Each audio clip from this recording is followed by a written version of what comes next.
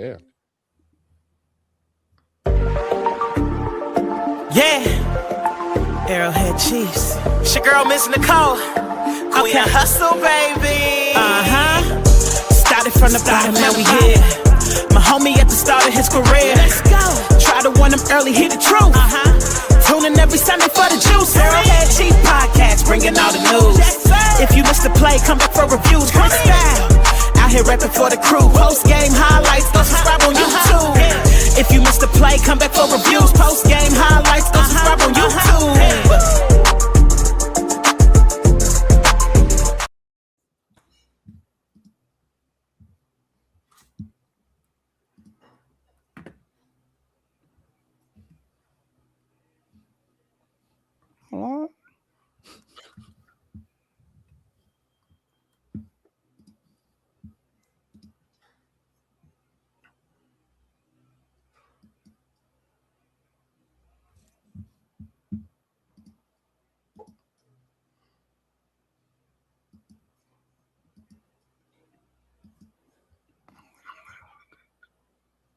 Why are we so quiet?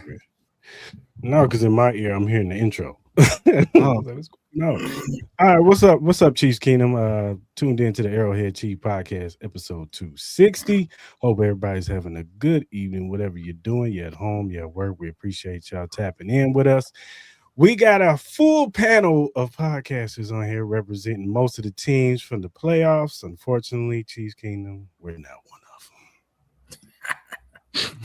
I know that makes Nova sad. You know what I'm saying? I know that makes him sad. But no, for real.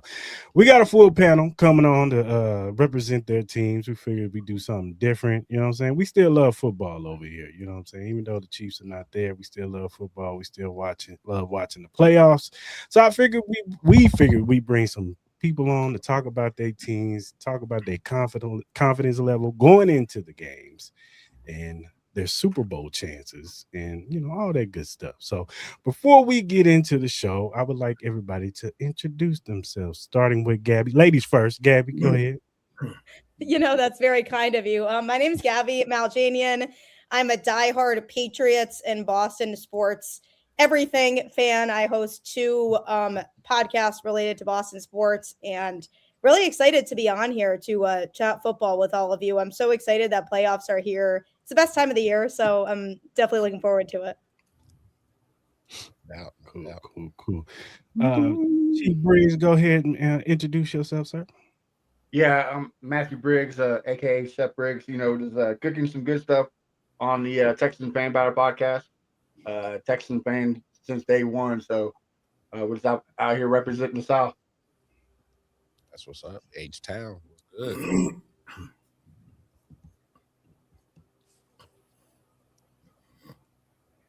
And this guy needs no introduction. Representing them Chargers, you know, on the show been a couple of times. My man Nova, what's good? Won't you let the people know where they can find you, man? What it do? It's your boy DJ Nova Fresh, and I am representing Lightning Strike Charger Podcast, the Kings that are coming out of the West. You know, we hold it down. The best team in the West, hands down. The Chargers, boat up, baby. Shout out to the fam. That's what's up. Got my main man representing Steel City, my man PT. Tell him what's good, man. Yo, this your boy Peyton Tomlin, go by PT, man, from the Real Leadership Podcast. You know, we're the wild card in here, man, but we're the ones going to the Super Bowl. So as leadership go, man, I'm gonna go ahead and lead y'all to follow me. You know what I mean? Let's go. Oh man, of course. You know, Cris is happy about this because he kind of called it, kind of took it back, but he was right the whole time. Representing, he was on the show earlier, representing the Jaguars. My man Kyle Nash, what's good, man? Telling people what's good. Honor, joy, and privilege to jump aboard. And it's interesting. I find a lot of teams that wouldn't have called themselves the best in all of this in a year where they lost to the Jags. But this year, it's not so bad for people, of course. I host the Duval Dive podcast on the Believe Podcast Network with my co-host, my personal champion, Travis D. Holmes. And honor, joy, and privilege to jump aboard, Mar. I know you got yours rolled up. I got mine unbottled or uncorked, rather, so I can participate in the vice right along with you like I do on the show, my guy. Cheers. Always. Hey, and I don't know if he's trying to hide his face because he normally stands 10 toes down on some of his takes that he says. The 1 seed, representing the 1 seed, my man Hot Take Jake, representing the Denver Broncos. I don't know what's going on, Jake. You got that mile high bad connection or something going on? It's all right. It's all right. If I remember the It's dude just, out, it's just all defense. Yeah, I was gonna say, I could see why he hid when the Jaguar representative spoke. I can throw that out there. I'm joking. His offense is gonna show up in the fourth quarter. That's it. You there, Jake? Yeah, my bad. I don't know. I couldn't hear y'all. Don't worry. We hear you. Well, thank goodness. It's gonna be lovely to watch everybody play this week. Luckily for y'all, we'll be sitting down watching all of y'all beat each other up, while the best of the West, the best of it all, is here. The AFC's own, the best quarterback in the league right now, Bo Nix. Let's mute his We'll get into all that here soon. I gave y'all the warning about my man Hot Take Jake before this show. We just didn't think you were passing around the blunt that soon, Mom. Not bad. I know I'm selfish with mine, man. Hey, but AC, man, go ahead. You got it, man. Run this. Bills fans are definitely relieved that the Chiefs aren't in it this year. It's too bad the Bills person isn't here to speak to that. Yeah, for sure. For sure. The boogeyman Patrick Mahomes ain't in Josh Allen's way. So, it's all good. It's all good. No, the rest of the team is. The wicked witch died. The rest of Josh Allen's team is in his way. I want to hear that. Anyway. But the playoffs of this weekend, and I just want to get everybody's thoughts on their season before we get into the playoffs. So I'm gonna start with Gabby. The Patriots this season, nobody really expected the Patriots to be where they're at right now. Some people were predicting that maybe y'all make the playoffs this year, but you guys being one of the better teams in the AFC, nobody was really predicting. So kind of speak to the feeling in Boston, how everybody's feeling about the Patriots, your thoughts on the Patriots. Yeah, everyone's super excited, myself included. Definitely pleasantly surprised with how this season turned out. I had the Patriots at about a 9-win team going into this season. I was really optimistic, especially after their coaching hire. I thought Mike Vrabel was a great hire, somebody who has experience in the Patriots organization and somebody who I felt could potentially lead this Patriots team to a winning season, but I definitely did not expect them to be where they're at right now. This was a great growth year for Drake May, and it's nice because he has a lot of pieces around him now who also took a step forward this year. So this was overall a really good season that, it's great to be proud of. Again, too bad the Bills person isn't here because I would have loved to reference beating the Bills on the road in primetime, because that truly was one of the biggest wins of the season to me, that indicated that this team can be the real deal and can win in big moments like that. So this was a good season. Really happy about where things go from here. Drake May being, the guy, the quarterback of the future. And I'm just excited to see where things go. Cool. Chef Briggs, man, talk about your Texans, man, and how you felt about their season. Well, if somebody told me that we were going to start 0-3 and still make the playoffs, I would say you're full of shit. But here we are. We're the only team to do it twice, so that's a good thing. The offense took a slow start, but now we're here. The defense, I got a lot of hate when I said that this defense would be in the legends of Legion of Boom and whatnot. But here we are, pretty close, pretty dominant. So I'm here riding the coattail of the defense, just like the Broncos guy. I'm not going to say CJ Stroud's the best, but he's out there doing his thing, and hopefully we can make some history and top off with the Super Bowl run to top out the elite defenses on the list.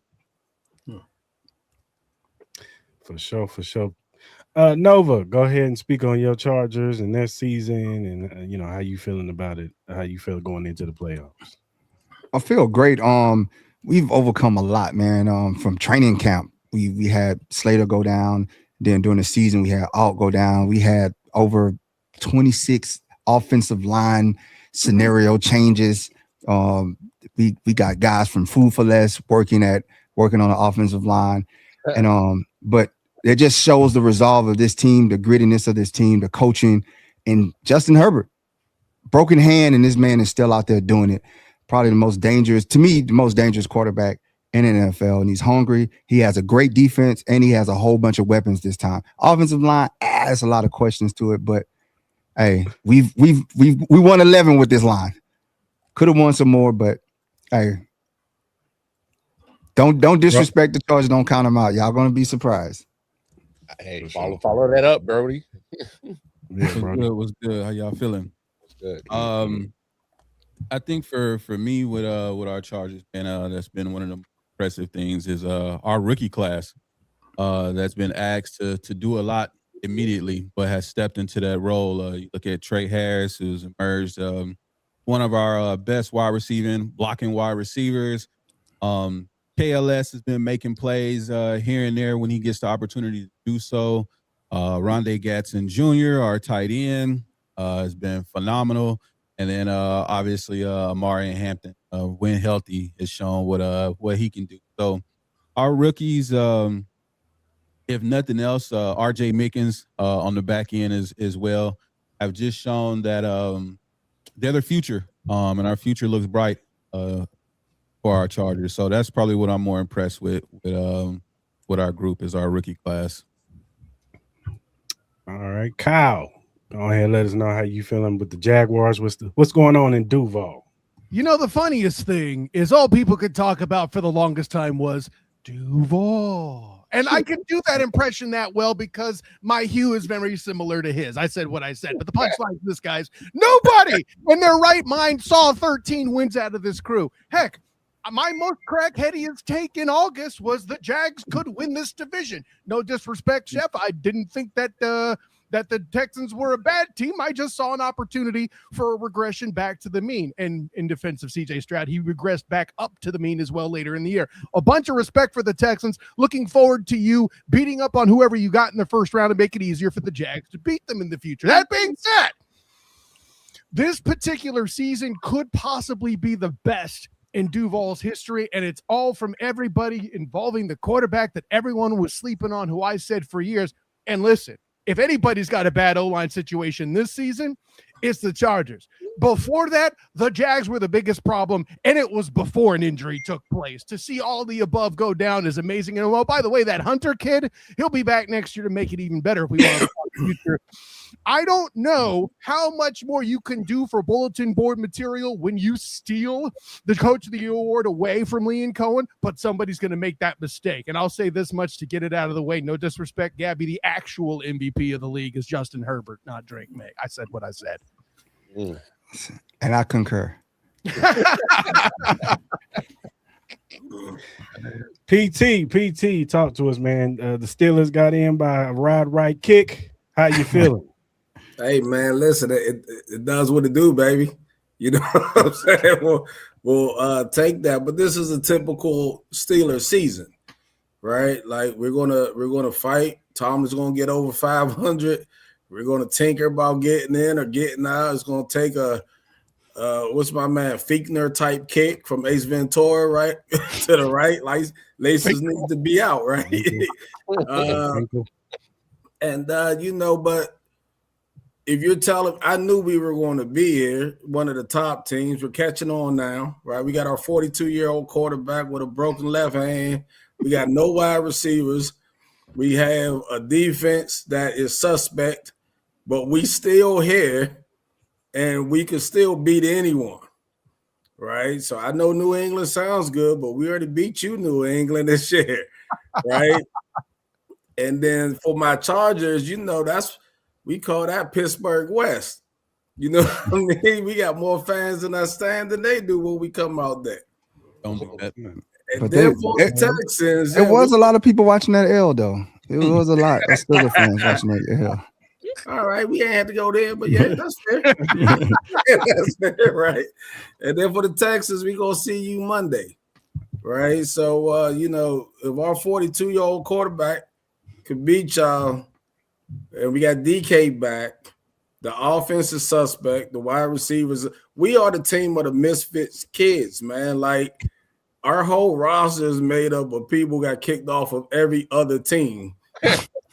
And Tomlin seems to make it work, right? We got a young offensive line, 2 good running backs, and for some reason we could beat people with 1 running back, Kenny Gainwell, and no one could seem to stop him. So it's going to be fun. Maybe we're 1 and done. That won't be shocking, right? But I think we got something magical going on this year, especially, and I'll be honest, with the Chiefs out, Buffalo looking suspect. I don't know if these young quarterbacks, their first time in the playoffs, let's see what they're going to be. Let's see what May going to be. Let's see what my man down in Jacksonville is going to be. Herbert looks good, but his coach's brother just got fired, so I don't know how they feel out there. You know, hey Gucci, he gonna be named special assistant. Who's got it better than them, right? Yeah. He's gonna watch. He's gonna have that special assistant jacket on soon. I'm looking for that announcement. Let me find out a Super Bowl winning coach. You got to go to the Giants. All right, hot take, Jake. You are last because you got the bye week and you feel like you on top of the world. So I'm gonna let you have it, sir. You know, it was beautiful hearing everybody, giving me their dream of how happy they are of barely making it. The Steelers guy, so happy. He's like the 3-year-old brother you got to take with you to the store with your friends, to the mall. Feeling so glad to have him around, knowing that you're just trying to get away from him. These Charger guys next to me that absolutely think that they look so happy when they have seen Justin Herbert time and time again lose in the first round and haven't yet won a playoff game. Those boys are scared shitless right now. Has Bo Nix won one? Has Bo Nix won one? This is Bo Nix's second season. I think Herbert's been in there about 10 years now. He ain't won one, 7. Hey, he ain't won one though. Let me tell you something. Texans, I give all the respect in the world, but CJ can't even save himself. The man gets hurt more than anybody. I don't know what's going on with that guy. Jacksonville, we owe you one, buddy. I'm letting you know now. We owe you one. We don't forget. Guys, there's one thing and there's one thing only we have to understand. There's one quarterback only in the AFC where you better have that damn 000 on the damn clock. Because if you don't, you're going to be scared out of your damn mind, because you know why? Bo Nix is coming. And he always has. I don't know if you've seen it, but Bo Nix has the most come from behind victories this season. There's a reason why. Did he come from He behind? doesn't quit. He doesn't quit. No, he doesn't quit. And that's the one thing we got to understand. Did he come from behind week 3? This man didn't even throw a touchdown Sunday. Hold on. Sean Payton said it before the season that this team was the team to beat in the AFC. And here we are, crowned the number 1 seed for a damn reason. We beat the Wicked Witches, guys. You're welcome. We beat the Chiefs for y'all. You're welcome. We had to do what we had to do for y'all. We sent the Chiefs home for everybody. Oh, man, stop. I think Taylor Swift sent the Chiefs home for everybody. Their most saddest day was when they lost to Denver in Denver. That was when it was. Let me tell y'all something. This is Bo Nix's season. Sean Payton's about to show you why he's probably a top 3 head coach all time. And we're about to show everybody why this will be the year of the Broncos. I'm telling y'all right now, guys, we're watching history in the making. There's only one other guy that's done this before. One other guy. Russell Wilson did it, winning 24 games. This time, Bo Nix is 10 times better than that guy. Get ready. Get ready. Y'all on for a ride, a mile-high ride. Hey, and guess what? Everything is coming through Denver this year, guys. You got to go to the Mile High Massacre. Get ready. We pumped. I don't smoke, but I might want some of that, bro. Yeah, they got that Colorado weed, man. Like, that's different. Maybe it's the altitude that got him high. I think we coming. Yeah. They got different. Hey, y'all better beat the Patriots, because we see y'all next if y'all do. Y'all don't want that. Oh, Lord Jesus. I didn't realize that beating Patrick LaVon Mahomes II was supposed to be a ticket to the postseason. I mean, we did that over here on Monday night one time. I'm not, We started off the season in Brazil in an away game. On the world stage. Hey, y'all not gonna come in the house and You gonna just put your muddy feet all on our carpet and just talk about my boy. I did it with respect. I used the man's full legal name. I'm I not was talking throwing about that you, spec Kyle. on I'm talking about Nova and bro. They be getting slick with the words over here. I'm just saying, Jake threw it out there saying that they knocked over the kingdom. We started the downfall of the kingdom. We the first raiders of the kingdom. Come on, man. They lost to the Lions week 1 last year. They weren't worried about week 1 games. Are you guys allowed to use the word Raiders? I'm just asking. Nah. Absolutely not. Hey, that's one thing all 5 of us will agree on. Hey, bump them. But I will say this.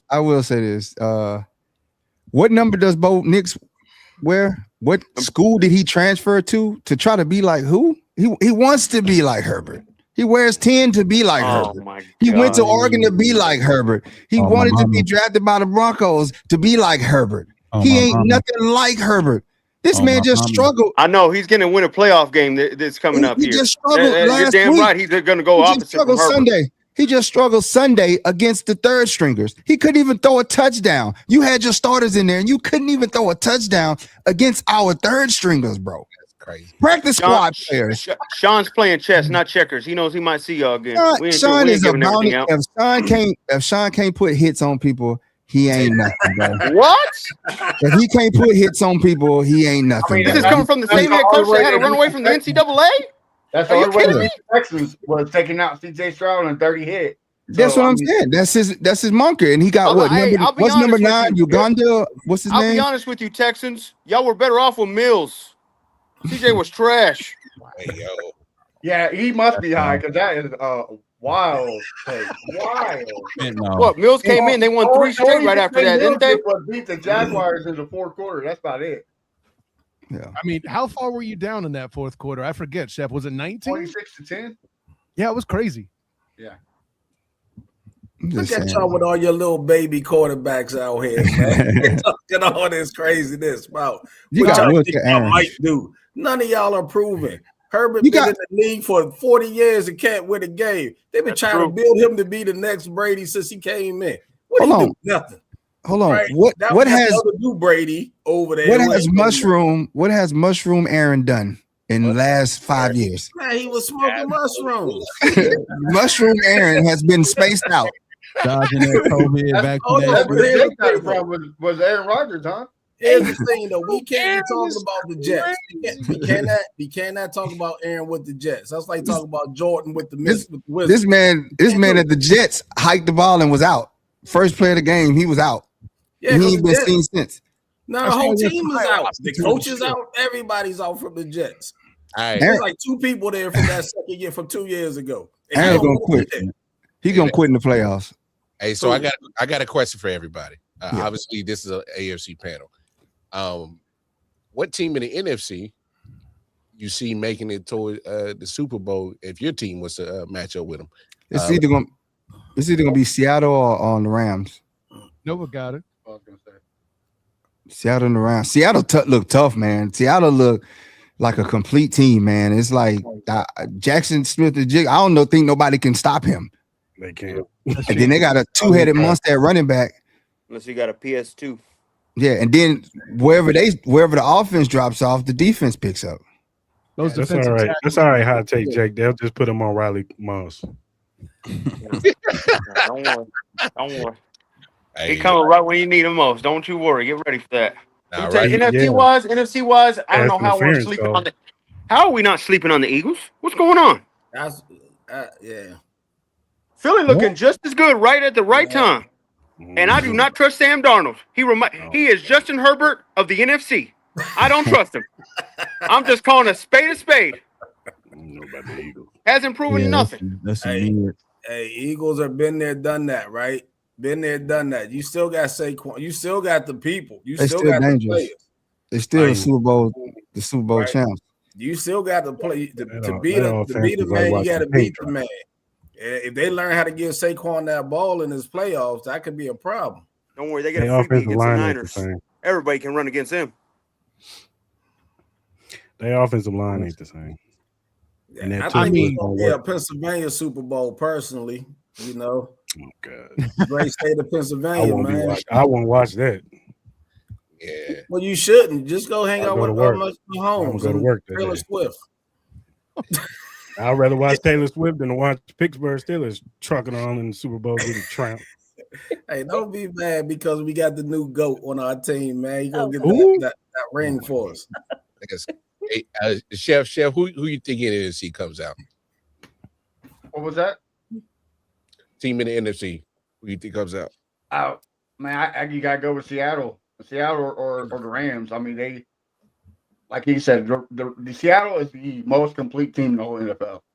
I mean, they got one of the best defenses and one of the best offenses. So, like you said, if the offense drops it, the defense is going to pick it up. Defense drops it, the offense is going to pick it up. You said the Eagles, but after last year, I mean, they fell out of the playoffs too. The Eagles are hit and miss. Either they show up or they don't show up. So you got to give the Rams. McVay is a mastermind genius, or the Seahawks. That's the two. And Stafford. Yeah, I like the Rams a lot. I think, I have a good feeling about the Rams. I mean, I personally don't think the Eagles are going to go back to the Super Bowl, but I also wouldn't be surprised if they do, because they still have the talent. They just don't always execute, like you mentioned this year. So you don't really know like what version of Philly you're going to get. And that's the problem. But if you get the right version of Philly, I could see them going all the way. A Dr. Jekyll or Mr. Hyde, right? You don't know who you're going to get that day. You have no idea what team you're going to get on a weekly basis. But if you get the right version of Philly, they can beat anybody. You know, I'll say this though, right? When you get these championship teams, man, they know they know it's about getting to the playoffs. So they don't really, it's like watching Kansas City for the third ring, or even the Patriots. Like, they're kind of cruising through the season. They win the games they need to. Then they get here, and then you're like, oh wow, okay, that's why they're the champions. They have that in that DNA of theirs. It's just the Rams. I agree. I don't trust Seattle, man. I don't trust them. But the Rams, they've been there, done that type of people. That quarterback is, man, he's legit. But all that electrocution, that vacillation, if you will, PT, starts within the organization. And if I ask you who has better culture, Sean McVay or Nick Sirianni, what's your answer going to be, dog? You know what I mean? That's where I'm at. Yeah. I think I'm with Gabby though. It could, like, the Rams definitely look tough, but it could. I wouldn't be surprised if it's Philly. Like, I wouldn't be like they came out of nowhere. I'd be like, yeah, they got all the pieces. Yeah, it makes sense that, like, they would if everything comes together for them. I totally could see it, but I'm not confident enough in the version of the Philly that we've seen week to week to feel fully confident that they can beat all those teams in the NFC. But I mean, there is something to be said for having that experience. I mean, Philly knows how this all goes. Like, I look at a lot of these teams in the AFC and the lack of playoff experience that they have. It's like, I look at that Philly team and I'm like, yeah, they've been there, done that. They're familiar with all of this. They know what this is like. So I could see them, sneaking up on people. If they come in hot in this first round, I could totally see it. But they got a tough 49ers team that's resilient. Yeah, I hear that over, but I think this matchup favors Philly in this first round because we saw what happened last time they faced a beat up 49ers team in the playoffs. They don't want them. So with that coming, that's the difference though, right? They beat up a beat up offense. This offense is full power. This is what's going to get the Niners to the next step, right? The Eagles defense is not as good as it was. It's still pretty good, but I still don't see them stopping CMC. CMC is coming back to the monster that he was in the past, and that's what's going to help the Niners beat the Eagles. And then you don't know what you're going to get. I'm sorry, you don't know what you're going to get with Hurts. So that's the X factor for Philly. Which Hurts is going to show up? You're right. Which Hurts? He could be the good Hurts. What the hell did we start believing in Brock Purdy?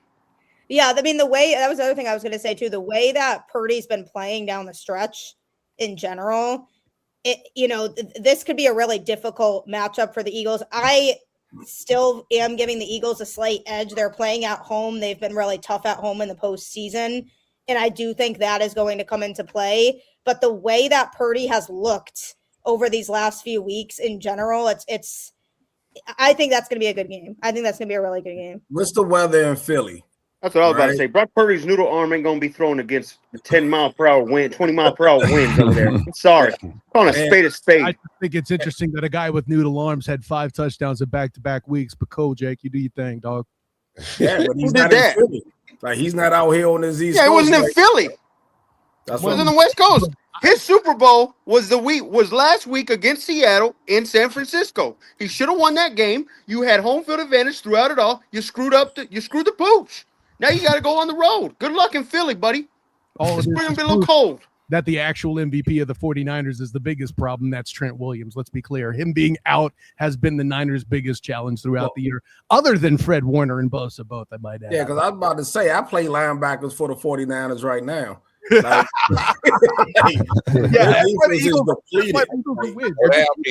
slow down, dog. Yeah, that's all that. So their defense can't stop anybody, man. So my thing about the Eagles though is that they get figured out after a while. Their scheme is so plain, and it's just they may go up on you 21-0, and then next thing you know, they lose 28-21 because they get figured out. Their scheme is just so like plain. It's like, how many wins they got this year? How many wins do they have? They got 12, 13. Right? They not figured out that much. Yeah, like you can't call a 12-win team like, oh, people figured them out. And guess what? They didn't even give Saquon the ball that much this year. He got fresh legs. He ain't got fresh legs. He looked beat up and hurt. He ran for 2,000 yards the year before. He don't look the same. No. That was the difference in their offense last year. They was having these problems last year. A.J. Brown was on the sideline reading books. Reading the Bible.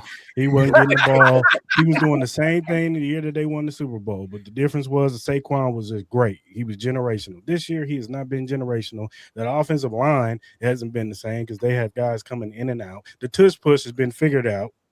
The referees are finally calling on that shit. So, well, you can go back to the scheme, and Nash can probably agree with me. Even there in Indianapolis, like Jonathan Taylor was killing it because they were giving him the ball. Same scheme. They quit giving the ball to Taylor. They quit giving the ball to Barkley. That's what's biting them in the tail end. They're taking their best player out of the equation, which makes no sense. And both Steichen and Sirianni does the same thing. It's just great. If you have workhorse like that, you got to feed them. Hey. All right. On a scale of 1 to 10, what is y'all confidence level going into the playoffs? I'm gonna start with Gabby. Oh gosh, I would say like 7. Mm-hmm. Yeah, I mean, because this is very easily could go 2 very different ways for the Patriots, because obviously we have yet to see this team in a playoff environment, and how is Drake May going to perform in that type of environment? Obviously, like I mentioned earlier, he has shown that he can win in primetime, win big games, but I am curious to see how that changes in the playoffs. They are playing a Chargers team that is coming into Foxborough where it's going to be freezing. And so that's definitely a factor to consider in all of this, I think, too. The Chargers offensive line right now is banged up. So that's something that I think the Patriots can take advantage of in this game early. Gabby, not to interrupt you. Who's got house money? Don't y'all got house money? Y'all got the house money, right? Herbert's got all the pressure, right? Well, that's another thing too. Better add that in there also. That's another thing I was going to bring up as well. But if the Patriots can get the run game established early, I think they have a really good shot in this game. They're playing without expectations, because to me, this wasn't even going to be a playoff team this year. Yep. So if you think about where this Patriots team is at, this season was a success for them no matter what happens from here. this season was going to look back on and be like, all right, we have a great future. A lot of young players that stepped up this year, and that's really exciting. Drake May getting playoff exposure is a huge win. So the pressure and them being able to play without feeling that added pressure, I do think is going to be a factor in this game as well. I do like our chances. The Chargers, I will say, was the team that I did want to draw. I had no interest in playing Buffalo again, like zero. So, when we're looking at the other teams that they could have played, I think this is a winnable matchup. I do trust Mike Vrabel. I trust, overall what the Patriots have going. If they lose this game, I think those nerves and the inexperience that this team has with just overall being really young is going to be a big factor in that, for sure. But I think overall, when you look at where these two teams are at right now and what the Patriots have done well this year, if they can, lean into that, I think that they have a good shot. For sure. Nova and Brody, give us your confidence level for your Chargers. I'm gonna go 9, and the reason why I won't go 10 is Greg Roman. It's not even the offensive line, right? It's Greg Roman. What is he going to do for us? Is he going to come out and call a hell of a game? That's the big question for me. That's the only drawback. I would go 10 if Greg Roman was consistent with his play calling. That's why I'm at a 9. Because the defense, we're sound. Them boys is hungry. They're hitters. She said the freezing weather. We went to Denver. We went to Kansas City. I mean, they're not scared of no weather. I'm scared of Greg Roman. That's what I'm scared of. I'm not even scared of the offensive line because we can move the ball. It goes down to what does Greg Roman do inside the 30? And that's been my whole issue this whole year. What does Greg Roman do inside the 30? What you got, Brody? My confidence level is a 8. I think smart move by us. Obviously, we benched Herbert last week, so you get a fresh version of him, fresh version of Hampton, and a fresh version of a whole lot of dogs that was on defense. We sat most of them in Sunday's game against the Broncos. So I look for our defense to really, really cause havoc, and for all the we've been underdogs all year, so I don't think the pressure is really on us because while we're in this chat, we can be like, oh, like nobody. We're not expecting, the Patriots to win, but you are the number 1 seed. You are the higher seed or whatever. So the expectation is for you to have that home field advantage and do what you're supposed to do. But I will say that us having that chip, I think we understand the moment. And I think for us, coaching is everything. And if we're talking just the level of coaching and the level of preparation, I think heading into Sunday's matchup, I think Jim Harbaugh is going to have those guys where they need to be, and Jesse Minter is going to have those guys where we need to be. And I agree with Nova. It depends on the version of our OC, what we look like. Very few teams have stopped us from moving the ball down the field this year. Actually, it's only been the Jaguars. And so other than that, we get to the red zone. It's what we do when we get there. Is the biggest issue. Are we kicking threes or are we punching sixes? That's really going to be the difference in where I see this game going. But I'm at an 8. Both up. Kyle, what is your confidence level in the Jaguars going into the playoffs? I got to say I'm at a 7, and the only reason why it's not higher than that is Josh Allen is a thing, and he's very real and probably the best quarterback remaining in the playoffs. However, in the past, unless it's a Monday night game where Ryan Nielsen as defensive coordinator was switching things out like a hockey rotation, you'll get that reference. It's hockey, Gabby. But the punchline is they're rotating out the defense constantly. You have Eric Armstead playing 61% of snaps at defensive end that season. And now Anthony Campanelli has made that go away and has supplanted several quarterbacks, the likes of, with all due respect, gentlemen, Justin Herbert, Patrick LaVon Mahomes II. He's nixed Bo.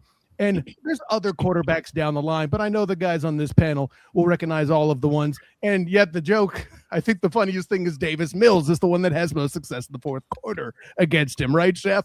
So all the above being said, Josh Allen on Josh Allen crime is a thing that has happened in the past. It's Josh Hines Allen now. I know that.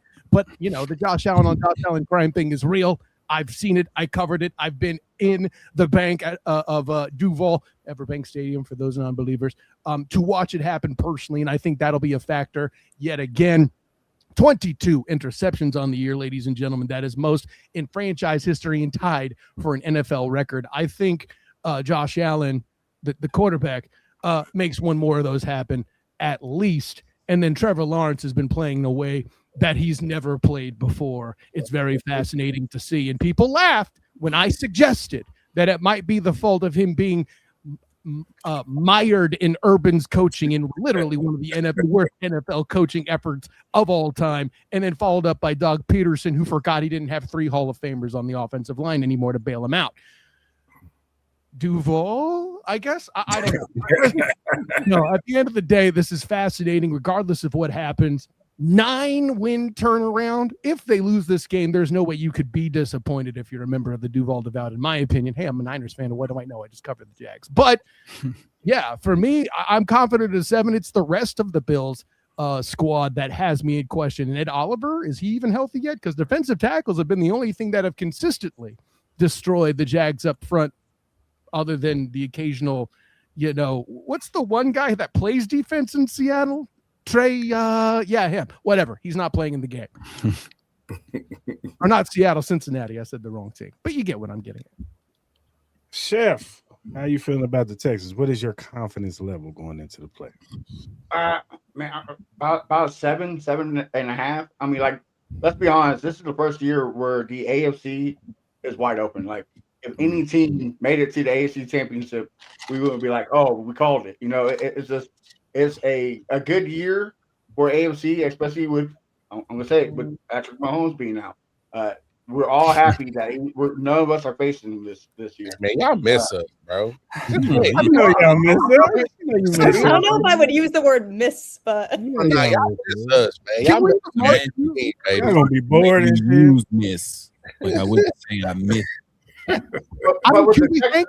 Can we thank PT for keeping Lamar Demetrius Jackson out of these playoffs? By the way, I think that's a factor as well. Like, I mean, I'd rather play Lamar Jackson on Monday than the Steelers. The Steelers defense is better than Lamar Jackson's beat up right now. He's not been Lamar as the weight. So I was hoping for that kid to go right, but you know, that's what I get for hoping. But no, for the Texans, the only thing that concerns me is kind of like the Chargers is we rely on field goals way too much. Our red zone offense is terrible, and that falls on the first-time OC not Bobby Slowick, but Nick Caley. So it just concerns me. Coleridge, Bernard, Stroud III is finally heating up, so that is a good thing. But the great thing is we got all pros all over the defense. And that's what we're riding to this playoffs. But when it comes against the Steelers, we just rattle Aaron Rodgers, and we've seen what happens when he gets rattled. He freezes, he makes mistakes, and the Texans are great at capitalizing mistakes. So that's what we got to do this whole playoffs. Hopefully after Monday, the Ravens won't be the only AFC North without a head coach. I think Mike Tomlin gets canned too if he doesn't win. Wow. I doubt it. And last, I don't know, man. Those fans over there they've been booing. Who knows? They might. They ain't gonna get nothing more than what they got. That man has really made wine out of water. Hey, I'm a Mike Tomlin stan. Like, I get it. I agree. But you know, some fans there's no way they should even be in the playoffs. So you take him away, whatever coach walking there going, good luck. Just remember, we made it to the playoffs with Duck Hodges. I just want to throw that out there. Damn. Mason Rudolph, yeah, I get it. Yeah. I seen Duck Hodges on a Christmas show with his girlfriend. Yeah, with his lady. Or his wife, yeah. Laney. PT, what is your confidence level going into these playoffs? I'll be honest, it's about a 5, but it's raising to a 6 as we talk, right? Because I just Googled the weather, and unlike some of the other teams that are out here on the East Coast, up in Buffalo, it's 45 degrees. Those West Coast boys could deal with 45. Texas got to come to us on Monday where it's 34 degrees. So I think that's a little. Now I know Stroud played in Ohio State, so he might be cool, but I don't know about the rest of his team, and he might have been in Texas just a little bit too long. But with that said, there is no expectation at all from day one of this season that the Steelers would be here. Right? It was supposed to be Lamar and company, Burrow and company, and then maybe us or the Browns, how we was going to figure that out. But like Tomlin always does, coaching matters. We probably have the worst. We probably have the worst roster amongst the remaining AFC teams. Yeah, I got a 2-time MVP player, but he's 42 years old. We're just getting the guy back, my defensive end. Why? He just had lung surgery, right? We're on our 3rd left tackle, and we got 2 running backs that are under the height of 5'9". And for some reason, and we finally get our wide receiver back who likes to punch fans. So for some reason, we just keep winning. We keep the game dirty. We keep it close. And then we wait for that defense to make a play, or we wait for something to take place. And that's how we kind of been moving along. But here's the deal. We can't let them get ahead of us by 14 points. Right? We're not really built for that. So we can keep them 10-3-0, 10-7 in that realm, that fourth quarter. Because if you look at the third quarter stats, we put up probably the most points in the third quarter than any team in the NFL this year. And that's Texas-wise, that's what quarter they give up the most points in the third quarter. Yeah, so we sucked the first 2 quarters. Aaron got to get loose. We got to put that oil in them, loosen them up a little bit, right? And then once he gets going after halftime, he knows how to run. And with DK back, now we got the one thing we do have is all veteran receivers. So they know where to be, how to run the routes. You're going to have to put 2 or 3 on DK, which opens the door for other things. And Aaron gets that ball out of his hands pretty quick. So we definitely have an opportunity, but kind of like you said, for the first time in a long time, anyone could win. How do you feel about that defense? Our defense is hit and miss, right? You're right. It just depends on how they play. We're going to give up a play. Like that's a given. We're going to look and be like, he was wide open. We don't know how that happened. And then, Terrell Austin, he's going to start blitzing. We're going to go after Stroud, right? We have our front 7 is dominant, and Hayward is playing like he's 28, 27. And with our rookie guy that we have a good front, and then we have those edge rushers, and we got 4 of them. So that makes it tough for as long as he has to get that ball out quick, we have an opportunity. If he has time to sit back there, our corners are trash. And well, really, because they're all 42 years old. They're all has-beens, right? Like everyone we had, we heard about them in in 2008, right? But I think we're in the game, right? Like we're here to play, and I think we can. And my coach is his coach's mentor, so let's see what happens there when the student comes back to the teacher, and let's see how that operates.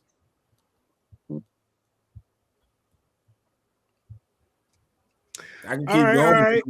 Mr. Hot Take Jake sitting there with the bye week.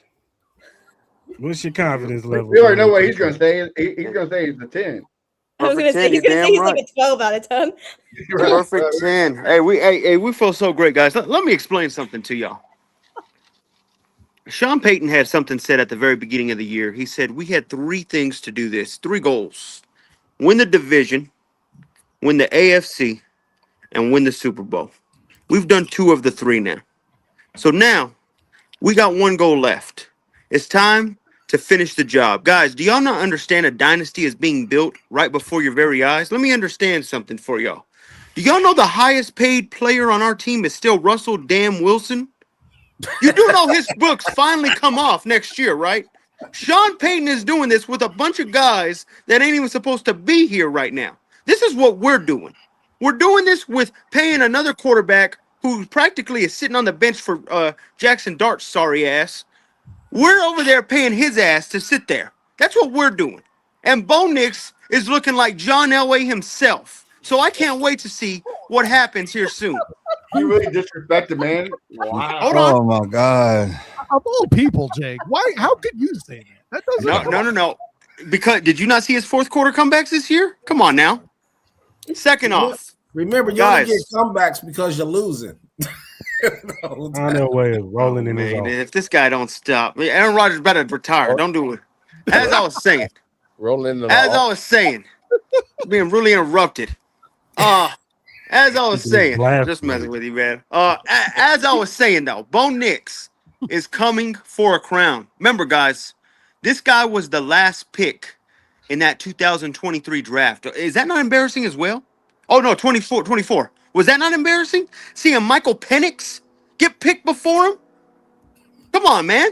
JJ McCarthy? You got that idiot, the guy that paints his nails, getting picked before him? You got the gall, the audacity to do that? This is revenge for everybody in the NFL that thought they had a QB, and Bo Nix, the mother trucking fix, is here. I can't wait.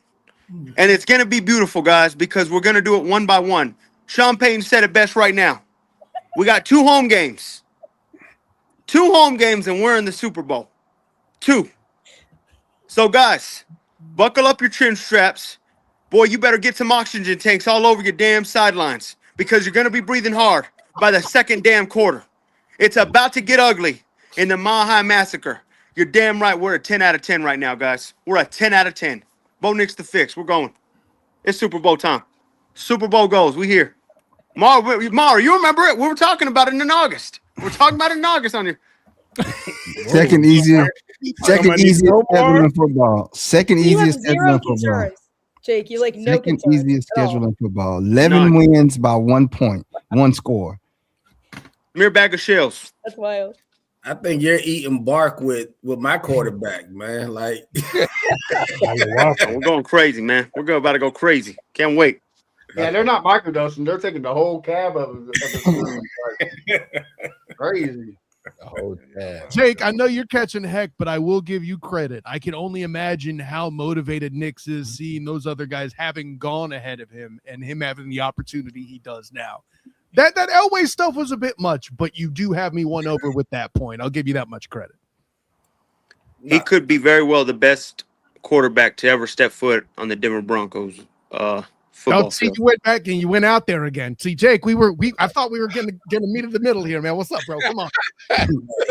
Well, hold on. I'll tell y'all. Let me tell y'all this too. And I've emailed, and I'll show y'all the emails when I get a chance. I've emailed Sean Payton. As long as we make the Super Bowl, do not wear damn orange in the bowl. We've gotten our asses whooped every time we've worn orange in the Super Bowl. Put on blue or put on white. We're not putting on orange. Bo Nix will have himself a very early ring. And guys, we got a dynasty coming in the making. I can't wait. But let's talk about this, right? Now Sean Payton ain't the best coach. I mean, how many Super Bowl rings Sean Payton had? Yo, I don't like this. How many times has Sean Payton been to a Super Bowl? You know what's sad to me? I want to add this in real quick. Yes, sir. Steeler fans my whole life used to tell me that they had the most Super Bowl rings. And now they brag to me that they have a better overall record of 500 every year. That's what I've been hearing the past few years with the Steelers. Come on, man. Mike Tomlin should have been fired ages ago. Sean Payton's about to show you why he's – no head coach has ever won 2 Super Bowls with 2 different teams. Sean Payton's about to be the first, guys. Y'all get ready. And see, that's the problem right there. He barely won one with the team he had, right? Like, yeah, bum ass Drew Brees. He overhyped him. Whoa, my baby God. Drew Brees on your team now. No, guys. Come on, guys. Drew Brees is one of the most overrated quarterbacks of that generation. Drew Brees right now? Yeah, let me take my hiss. Yeah, this is like a Scooby-Doo episode. If you take Bo Nix's face off, it's Drew Brees. Yeah, whatever. Yeah. Like, whatever little credibility you had with people is gone. Think about this. Drew Brees is overrated. A quarterback that's under 6 foot that passed for multiple 5,000 yard seasons, multiple 50 TD yard seasons, won a Super Bowl. This dude is no float. That you don't get that. You of all people should be accepting it with me because you saw how ass he was with the Chargers. Not only that, whenever Sean Payton left, what are you talking about? He didn't look good. Come on, that's why I moved on to Phillip Rivers so fast. They ran into a situation where he got hurt in an injury that they told him that he was never going to recover from, so they moved on from him. He failed the physical in Miami when they were. I want to absolutely. I want to add this in also. Remember, y'all were making fun of Sean Payton whenever he did that bounty gate. Look up that year, the second he had to be absent. Drew Brees didn't do crap. I think they went 6-11. They look like trash. I'm telling you, he's been protected by Sean Payton's legacy. Go look it up, guys. I'm telling y'all, bro. I'm telling y'all, go look it up. The dude was like one of the only college quarterbacks to throw for like 5 consecutive 500-yard games in college. And then he carried it over to the NFL. The dude is a winner. The dude, name me some receivers he played with. Thank you, Sean. He should be thanking Sean every day of his life. Name me some receivers that he played with. I mean, who's going? Marquise Colston? Marquise Colston? What receivers are going to the? Marquise Colston was a free agent pickup. A guy from Hofstra. They picked up. That tells you how good Sean's scheme was, bro. I'm telling you. Go at 72% accuracy over a quarterback is trash. That's under 6 foot. That's trash. Come on, bro. Like, let's be real. I get it. I've been honest. I've watched, guys. Drew. There's a reason Drew Brees only won 1 Super Bowl, guys. You got to look it up, man. He was that. You know what he was? He was an underrated. Who could I say he was like? He was an underrated. What was that quarterback from back in the day, from the Cowboys? No. He's an underrated Drew Bledsoe. There you go. Underrated Drew Bledsoe. He overachieved. He's what Bledsoe did if Bledsoe never got out of the what's it called? If he never got hurt. That's what he was. Should be Rage Bait Jake, not Hot Take Jake. It should be Rage Bait Jake. I got to give him credit. He's the only other person outside of my in-laws in Nolans that prop up Sean Payton this hard. Yeah, Sean's that guy, bro. Vicodin, Sean, propping him up, huh? Overrated. My man said Drew Brees only won 1 Super Bowl. Who was his coach? With the 1 Super Bowl. Sean did that for him, bro. It's hard to win a Super Bowl without a damn good quarterback. The most accurate quarterback in NFL history, and you're saying he's overrated. He kept choking in the playoffs. Don't do that. You can't overrate. You can't overrate. He didn't have a defense. He had the best defense he had is when he went to the Super Bowl. The only time he had Nova was when he went to the Super Bowl.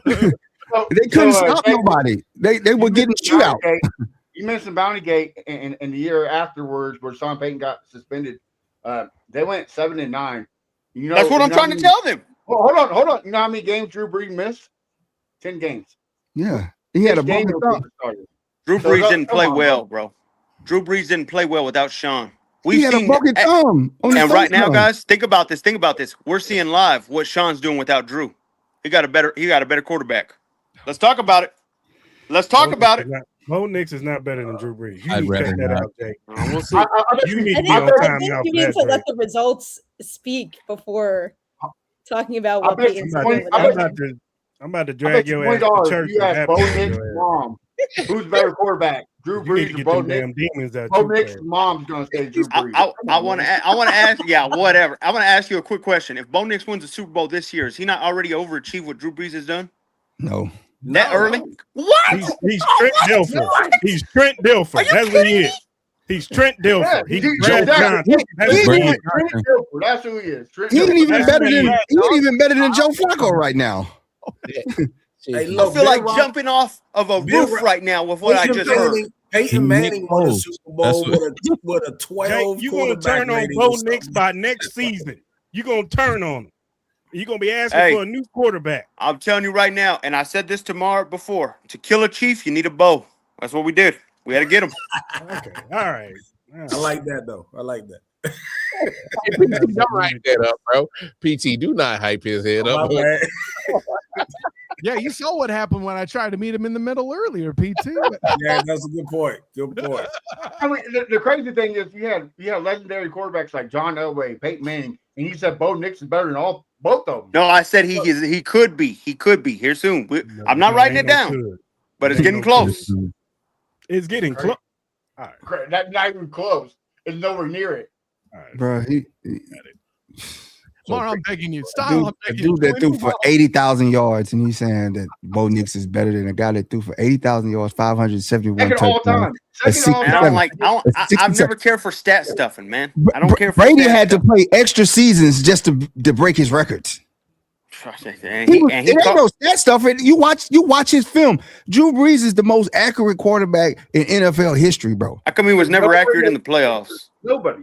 What are you talking about? He ran and scored. They couldn't stop anybody. They Oh, would score man. 40 in the playoffs, and the other team would score 45. They never. What about the game whenever he Can't lost play to defense. Marshawn Lynch, the 7-9 Seahawks? I'm telling you, bro, it was bad. Defense, Rick, they got run over. He can't stop Oh, Marshall. man, come on, He guys. can't play defense either. He can't play defense either. It's Quake. We gotta be real. We gotta be. I'm telling you, watch Drew Brees highlights. Y'all, especially the Charger guys, they seen it to themselves. So y'all moved on from him. Rage bait Jake, yo.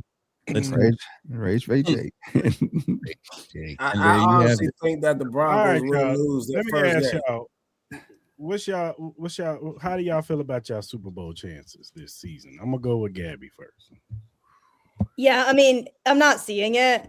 Obviously, I seriously hope that I'm wrong, but I just think that at some point inexperience is going to come into play. And I think, with where this Patriots team is at right now, it's hard to feel confident in their ability to make a deep playoff run. I mean, we can talk about, some of their opponents that they played this year.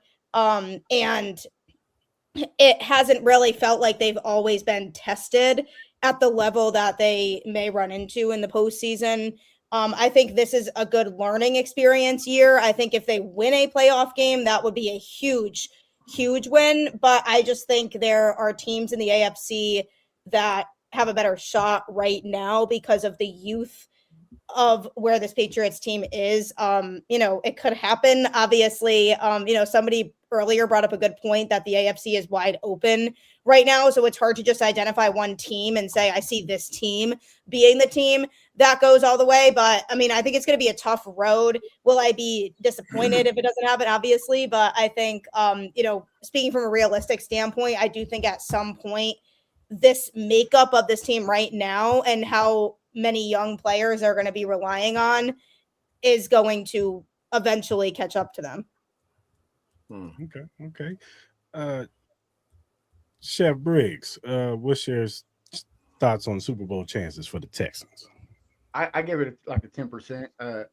Kind of like Gabby said, this is wide open for any AFC team. And it comes down to experience. Like you got to give to Aaron Rodgers and Josh Allen because they got the most experience. But out of that, CJ Stroud's the second most experienced in the playoffs. So that just tells you the type of experience level. So, and plus, you know what they say, defense wins championships. And this AFC is stacked in defense. You got the Jags, you got the Chargers. Steelers always has a nice one. The Broncos. I don't want to give it to Jake because I know he's going to run with it, but the Broncos have a great defense. Oh, no. But, it's been Vrabel there in New England always finds a way to create a great defense. So is this, man, it's going to be a crapshoot. Like I said, whoever makes it to the AFC is going to be great. And Nova, Brody, what's your thoughts on Super Bowl chances this season? For me, it's Greg Roman, man. I've never seen a fan base not blame Herbert on throwing picks ever. Come on, man. Be real. Is he going to throw a pick this week? You talking about last year? Did you watch the game last year? He probably, out of the four, I would give him one, maybe one. All the other picks was off people's hands. I mean, what more do you want the dude to do? You want him to go catch the football too? He had nobody to throw it to. The one guy that he was throwing it to was a rookie. Yeah.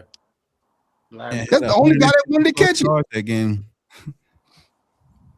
I mean, y'all can hate on Herbert. Doesn't play. We had the thing to blow up, the fallout with Jacksonville. Herbert doesn't play defense.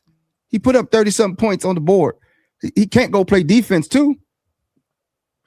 I mean, what, you want to suit up and go play linebacker or something? I mean, That's falsified because they made Trevor throw 4 picks that game. They made Trevor throw 4 picks that game. Herbert should have closed that game out. He came down and he scored, and then they got the ball on last possession. He can't help that. What do you want him to do? He came down, scored, got the lead, and they lost. What do you want him to do? Go score again? Like with no time on the clock? Yes.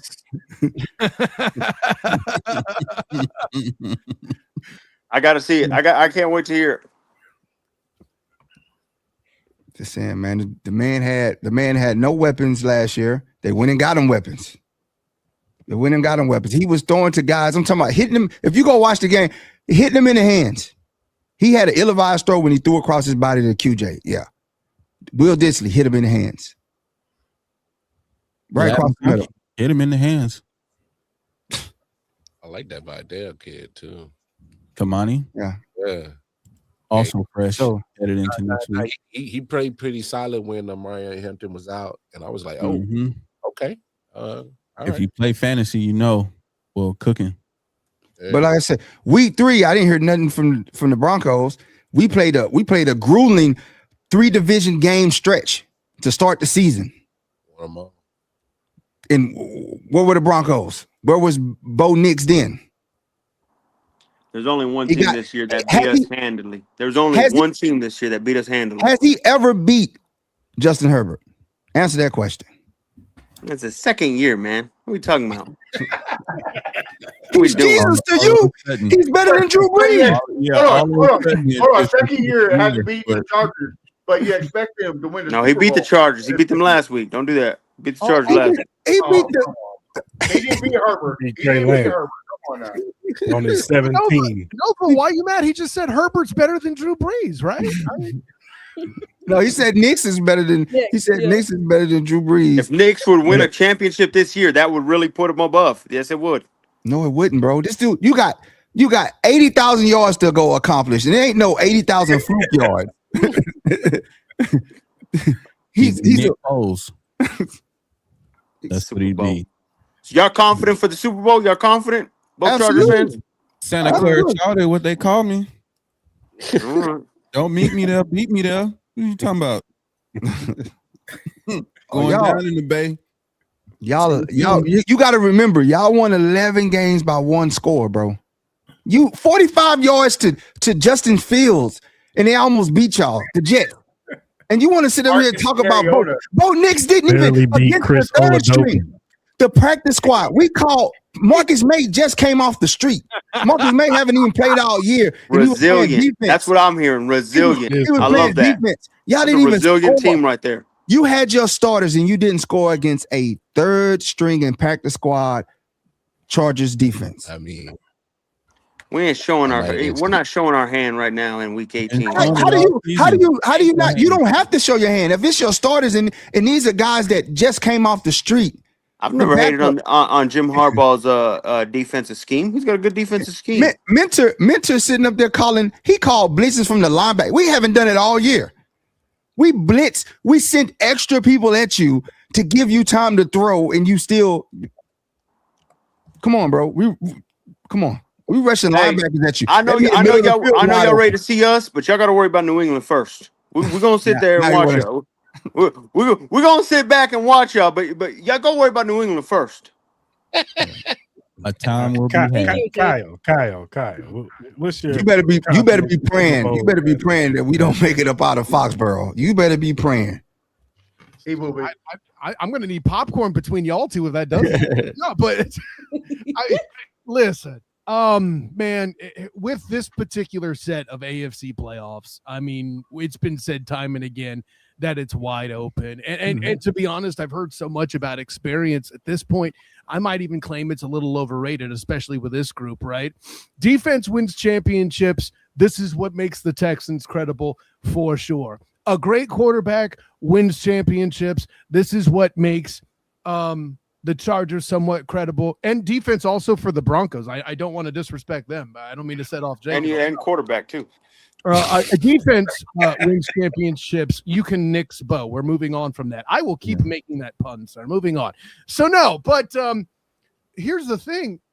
When I'm learning about coaching experiences, it's so valuable that it either gets you fired or has people talking about you fired because you win too much. But enough about the Ravens and the Steelers. At day's end, what makes the Jags unique compared to the other guys in their Super Bowl chances, which it still feels weird thinking they have a 30 or 40% chance with this particular draw, is I would argue they're the most balanced team right now, how they're playing. Raise your hand if you have a kicker that hit one from over 67 yards. Keep them down. We know you don't have it, right? And Cam has just made more than just a little bit of a difference, okay? This defense, again, we mentioned all the interceptions. I know they don't get a lot of sacks. That's accurate. I've made jokes about Josh Hines Allen being pressures man at the new superhero. Thing is, they picking the ball off, though. So that kind of makes up for it. That makes the difference there, too. You can't make mistakes. I saw it in the comments earlier. The Jags have lived on their defense, and certainly beating Patrick Mahomes II. If I were Mar in style, I would say you all wouldn't have won if it wasn't for your defense. It was a 14-point swing. You're completely accurate, right? But Trevor Lawrence playing the way he's playing with Brian Thomas Jr., who I was told is now a bust after the way he started the game. Don't worry, his mental issues with drop seems to have gone away. Travis Hunter is hurt. And none of you all, with all due respect, probably ever heard of Parker Washington. And the only reason I have is because I've been covering the Jags for 3 years, okay? And he's averaging 100 yards the past 3 games. I know you know who he is, Jake. He's the one that talked about being out of breath because of all the running he had to do from all the passes he caught. Goodness gracious, Mile High is real. I'm not even joking about that. The altitude matters. That might be the best home field advantage on this panel, and it's a reason why you guys may make the Super Bowl. But it feels so weird saying Duval has a good chance to make it there, and yet and you forgot Jacoby Myers. Of course, Jacoby Myers, the big pickup. I was trying not to mention a Raider here on the show, but he's not one anymore, so I guess it's allowed. Yeah, don't worry. Omar's listening. Got him back on track. You're absolutely right, Chef. All right, PT. What are your thoughts on the Super Bowl for the Steelers? Man, we're about a 6. Right, but that could move tomorrow. That might be a 3, then go back up to a 9, then land somewhere on a 6 again. Right, we're just all over the map. But here's the thing, though. Right, I want to read something to you real quick because I just googled it. I'm gonna list the last 7 teams that won the Super Bowl. Right, Philadelphia, New England, Kansas City, Tampa Bay, Rams, Kansas City, Philadelphia. Those are experienced coaches and experienced quarterbacks that have won the past. And we can keep going. There is not a list. There's not a Super Bowl winner here who has a new coach and a young quarterback who are winning Super Bowls, right? So I'm going to go ahead and get the Texans up out of here. I'm going to get the Jaguars up out of here. I'm going to get New England up out of here. And I'll keep the Chargers. And I'll keep the Steelers. And I'll keep Denver because they have a senior coach with a young quarterback. So that could happen. The rest of y'all, and then I keep, of course, Tomlin with my 42-year-old quarterback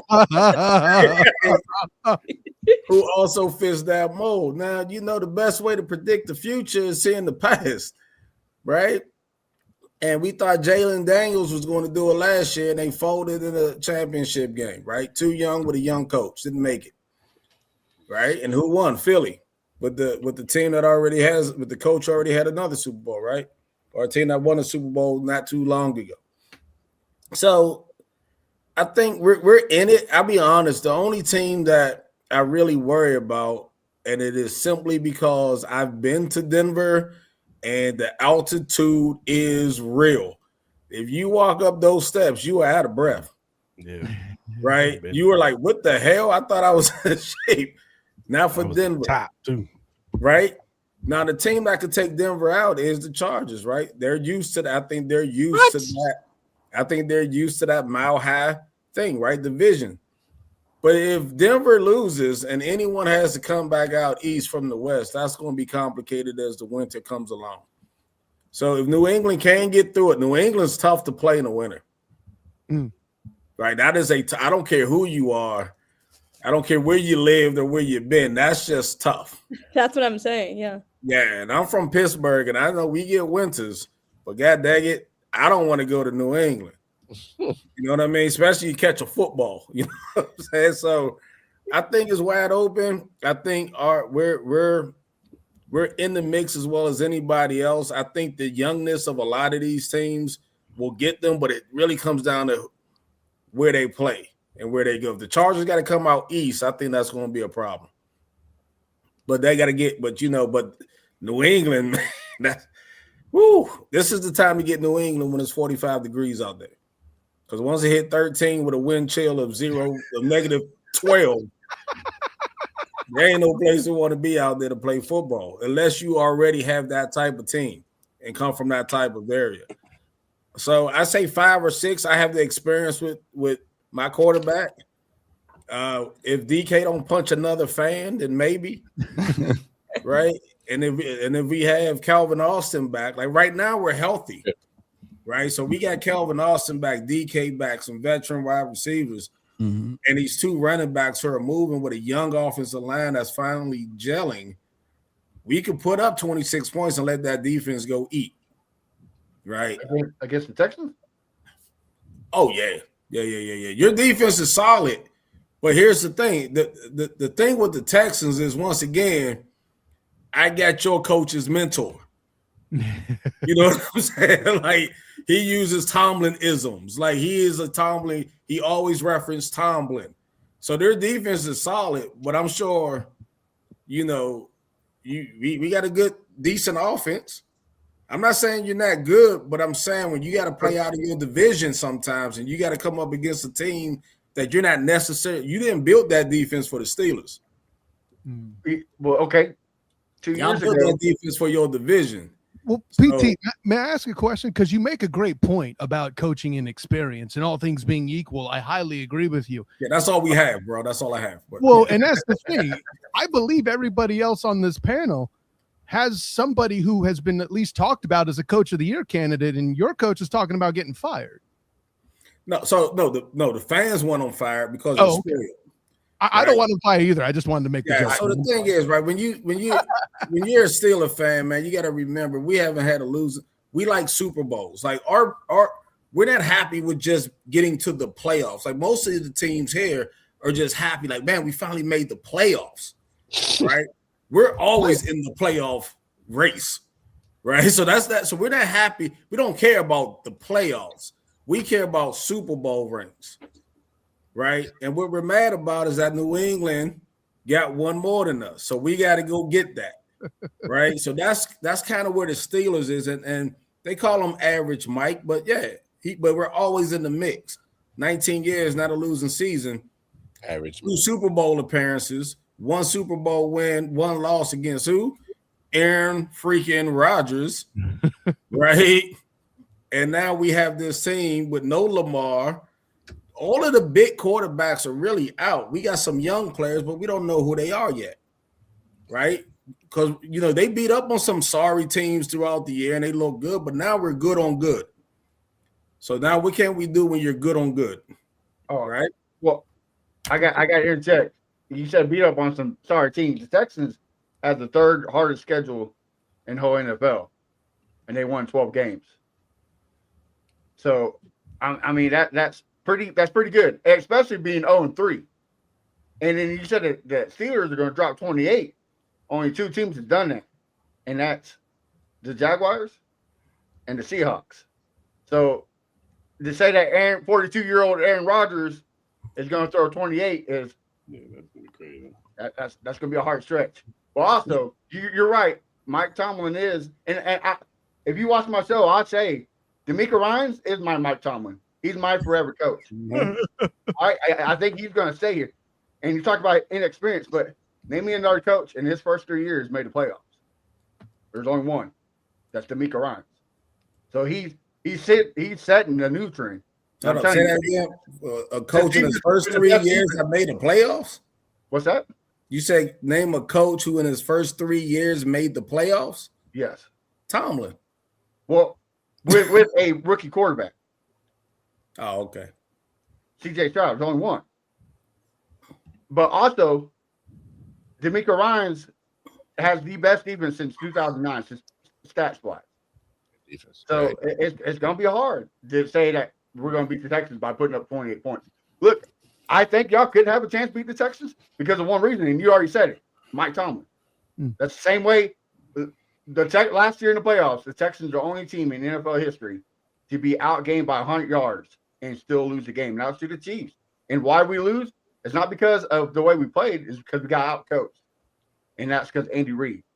So if the Texans are going to get beat, it's because we got outcoached. And I don't know, man. It's gonna be tough. It's gonna be a good game. I know that for sure.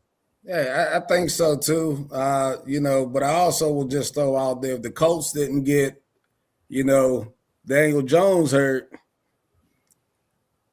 are y'all here? Yeah. I don't know. Daniel Jones was getting figured out. Well, what MVP talk. That shit started stopping. He started turning to Daniel Jones and turning the ball over. Jonathan Taylor was still getting 200 yards rushing. And they started figuring out, stop Jonathan Taylor and put the ball in Daniel Jones' hands. And what he do with it? He throw it to the other team. I think they was 8-3 when he got hurt. 8-2. 8-2. And then they started getting figured out. Trust me. The Texans beat Daniel Jones in the Colts. So regardless, didn't your team beat them? Y'all put the formula out there. PT, what you talking about? Sitting up there champion Daniel Jones.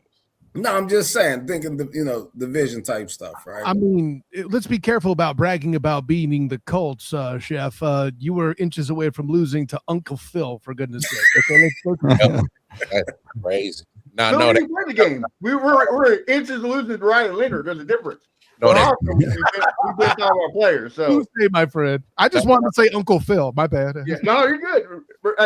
They ain't Uncle Phil, right? Pop. He a granddad. That's Pop, bro. He's talking about. I prefer to call him Old Man Rivers, but Pro Bowl Phil, man. He gonna be in the Pro Bowl. One more thing out here, though, right? One more thing. Y'all are coming to the Bird. Y'all are coming to Pittsburgh. You're not gonna have the comfort of that dome. You ain't gonna have that nice turf. Right? It's the weather and the dome, but also I got Tommy Fairbairn. No offense to Kyle Danass about the best kicker, but the best kicker in the AFC is Mr. Tommy Fairbairn. Well, we'll see how he does that on hard ground with the wind that's moving to the right in Pittsburgh.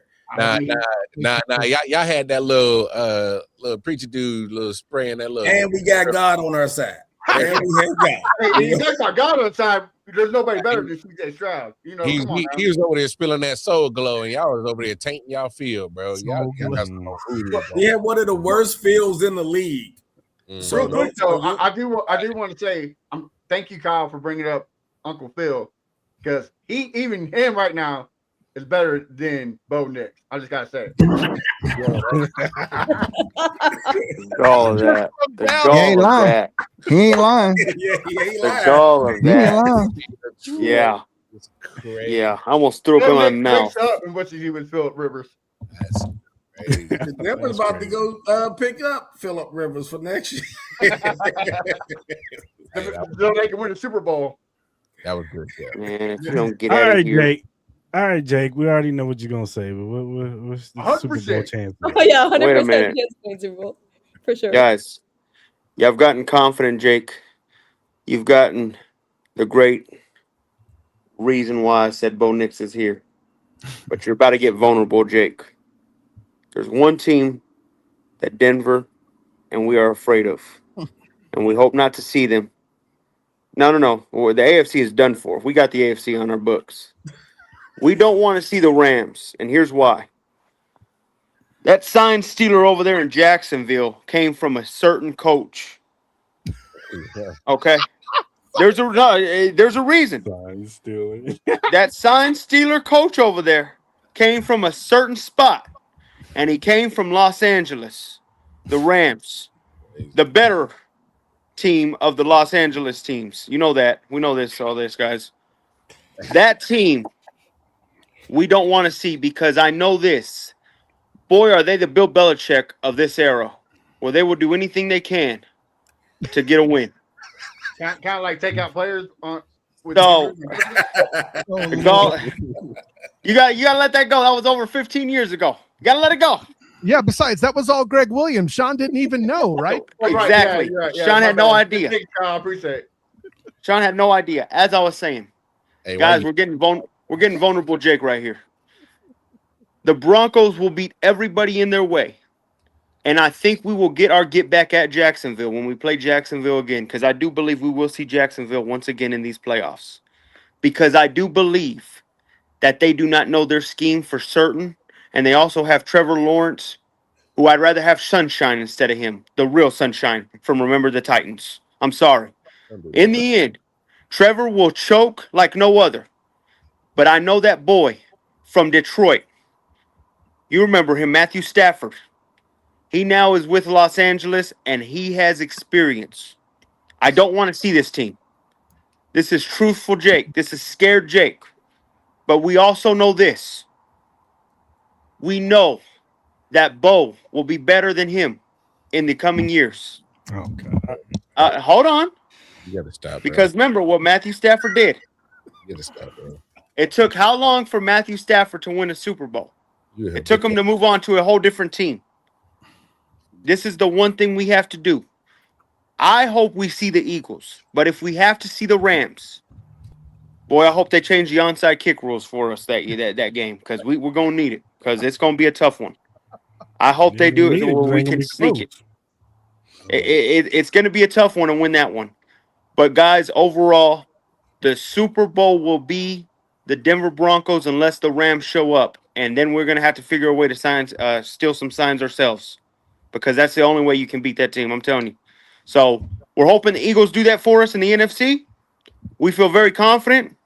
We get to play the bum Chargers here soon once we get, if they can get past the Patriots, first off. Or we get to see the mangling Texans who are afraid to, who I think their backup is better than their starter. So I'm excited. We're ready. And it's going to be a hell of a year. And remember, I said it once and I'll say it one more time. Guys, you better beat us now, because this is the worst of our team.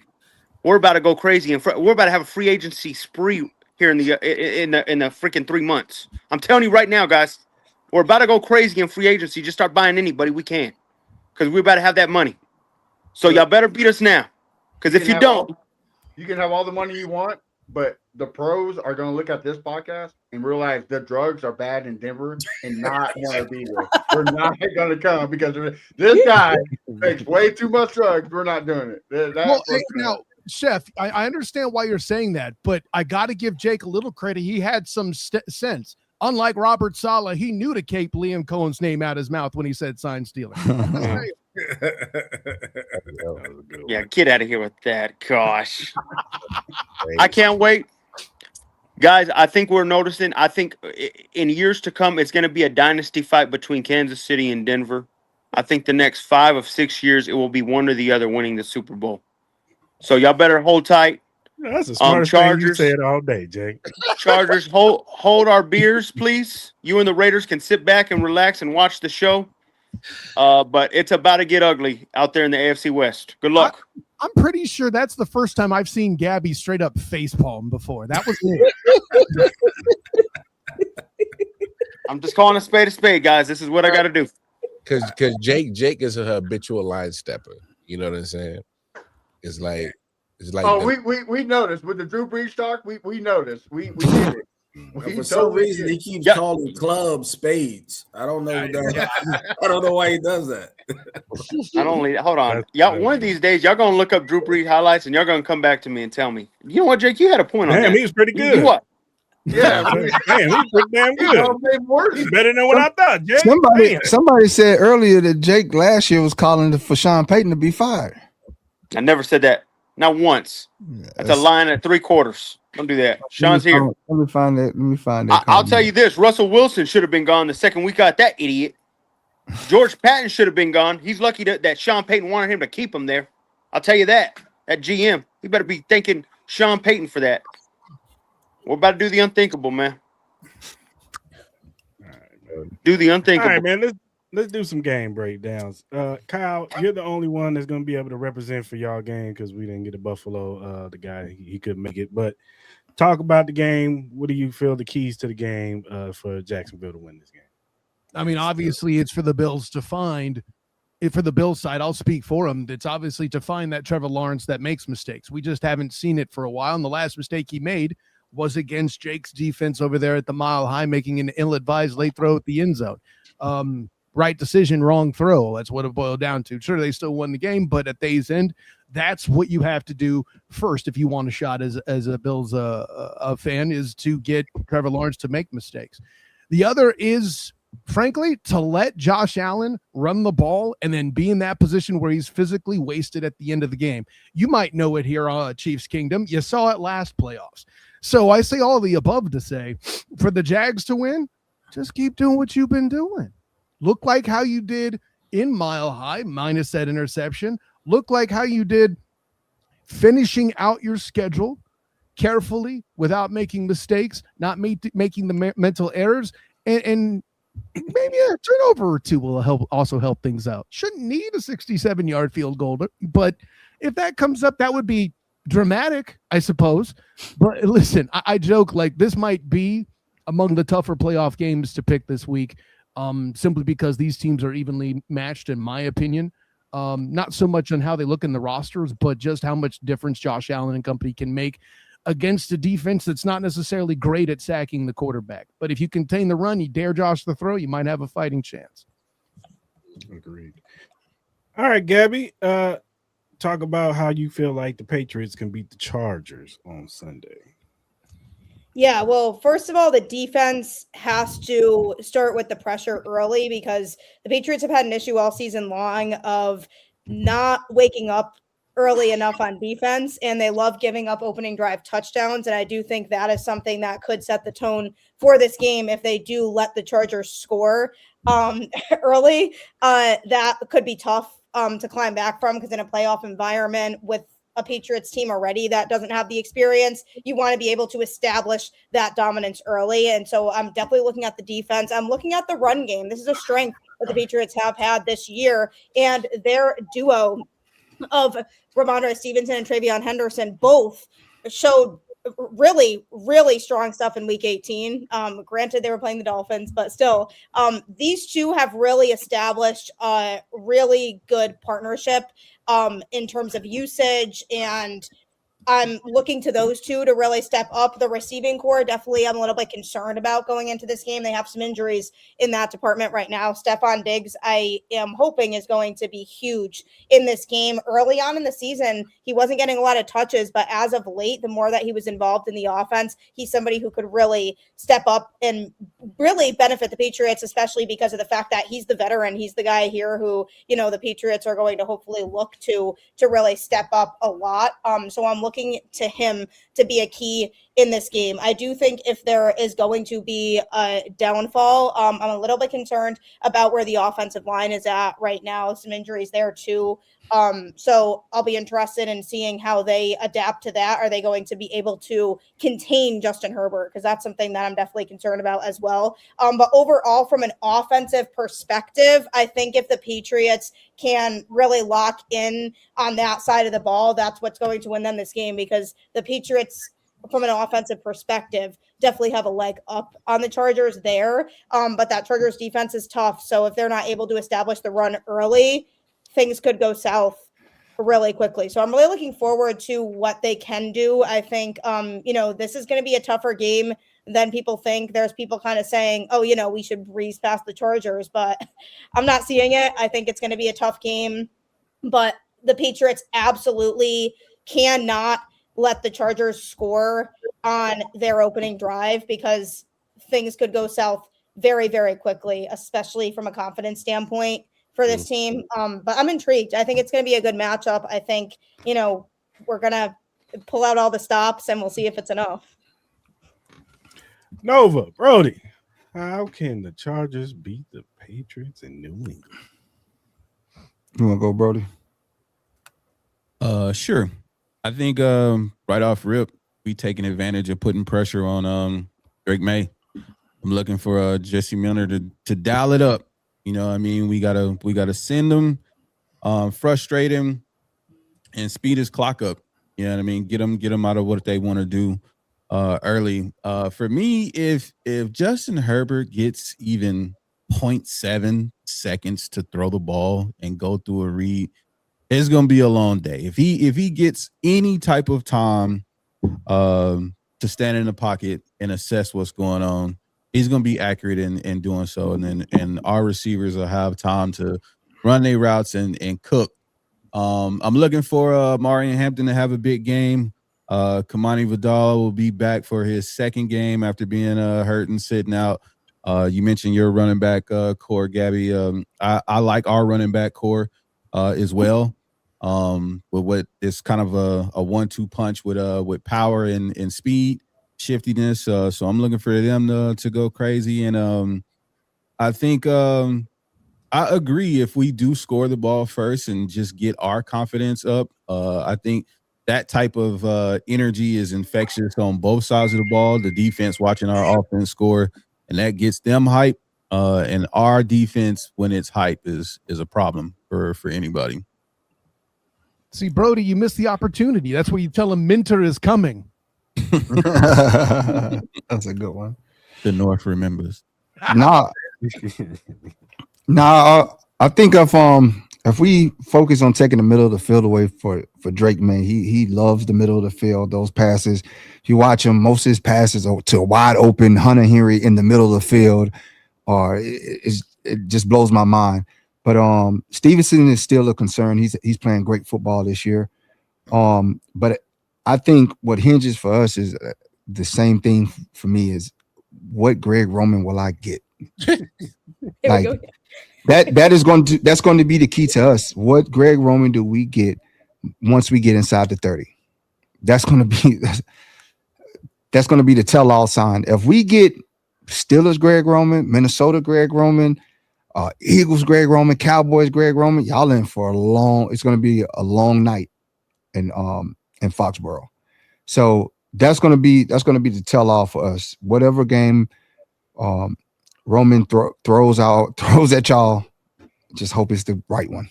I hope he's been holding these plays that I got in my mind. I hope he's been holding them for this moment.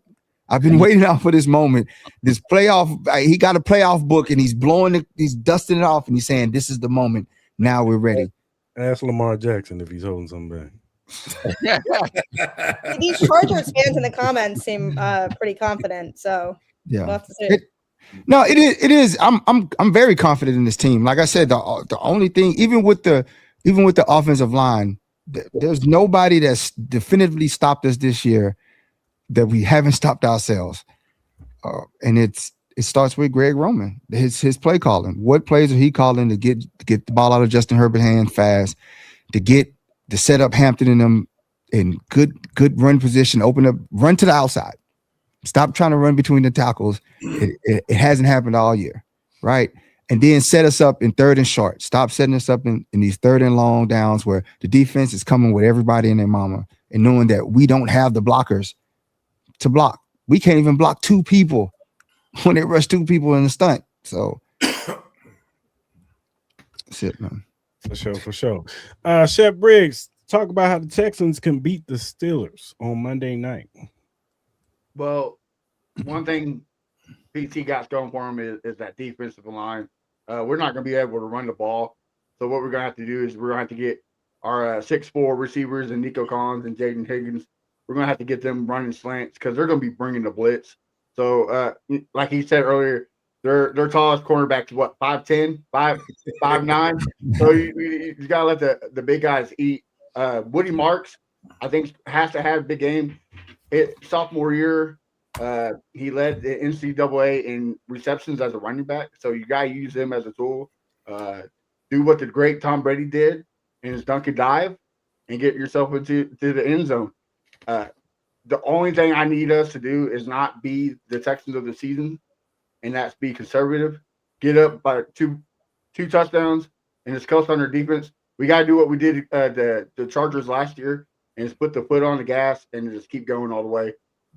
You can't leave any game up to fate because, like me and PT's been saying, coaching can beat you anytime, and we got to take Tomlin out of the situation, and that's putting the foot on the gas. So hopefully, D'Amico doesn't stay in his ruts and be conservative. BT, how can the Steelers beat the Texans? Yeah, we're gonna have to get back to the king of the north type of football.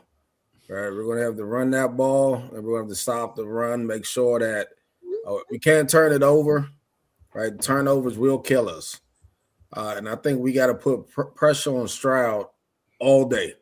I need him moving and running and getting hit, where he starts bring those eyes down a little bit towards TJ Watt versus looking at those big receivers he got running wide open in my secondary.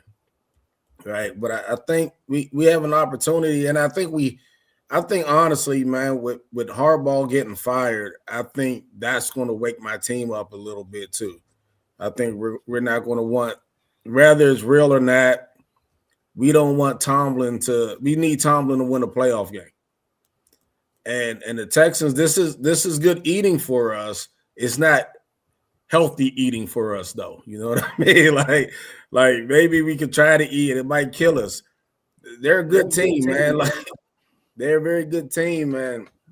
They're tough, and that defense is legit. I think I was just pulling it up. They're ranked number 1 overall, 19 interceptions. So we can't have Aaron trying to run around because that's not good. He'll throw a pick, and once he throws one, he throws two, right? It's like a chip.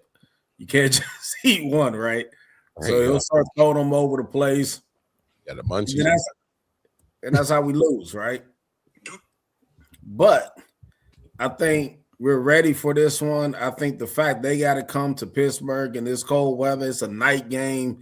So you're not even talking 34 degrees. You're probably talking 20 degrees. Remember this man right here, the French fry king of Brazil? Yeah, right.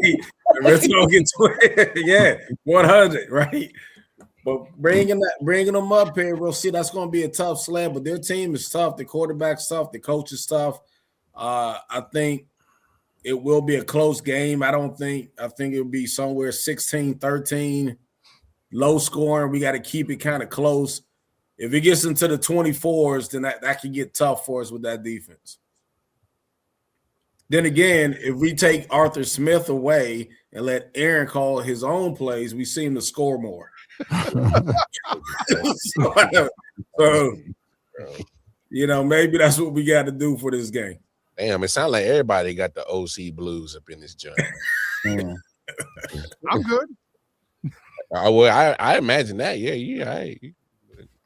Damn, man. Yeah, it'd be 3rd and 13. Arthur be like, let's throw a negative 2-yard pass to a tight end and see if he can make someone miss. Yeah, that's same as Nick Haley. Third and 20. Let's run a running back draw, which makes no sense. What are you doing? Yeah. Jake, you want to talk about how y'all gonna lose the bye week? No, just playing. We ain't losing no bye week. We're resting. Need a rest. Bo Nix going on the bye week. Bo Nix is, you're kidding me. You're already hurt watching your quarterback trying to get back from the ACL that he hurt himself. You coming at my. You scared over there? You know you scared, boy. We ain't scared at all. Sitting down, got my feet kicked up. I can't wait for this week and get to sit down, relax, see these guys beat each other up. Can't wait. The good thing is, after this week and next week, you be doing the same thing with your feet up on the couch. Yeah. Keep the same stance, brother. We'll see. Bo Nix is ready. Sean is too. Yeah, ready to be on the couch. You're right. They are. And we ain't. Super Bowl time. Let's get it. Hey, I got a question though. Do anyone think that any team in the AFC will win the Super Bowl this year? No, I think yeah. do not think so. I think it will come from the NFC. Nah, I think definitely Rams team is tough. The Rams team is tough. We don't want to see them sign Steelers. We got one on our side too, though. Don't worry.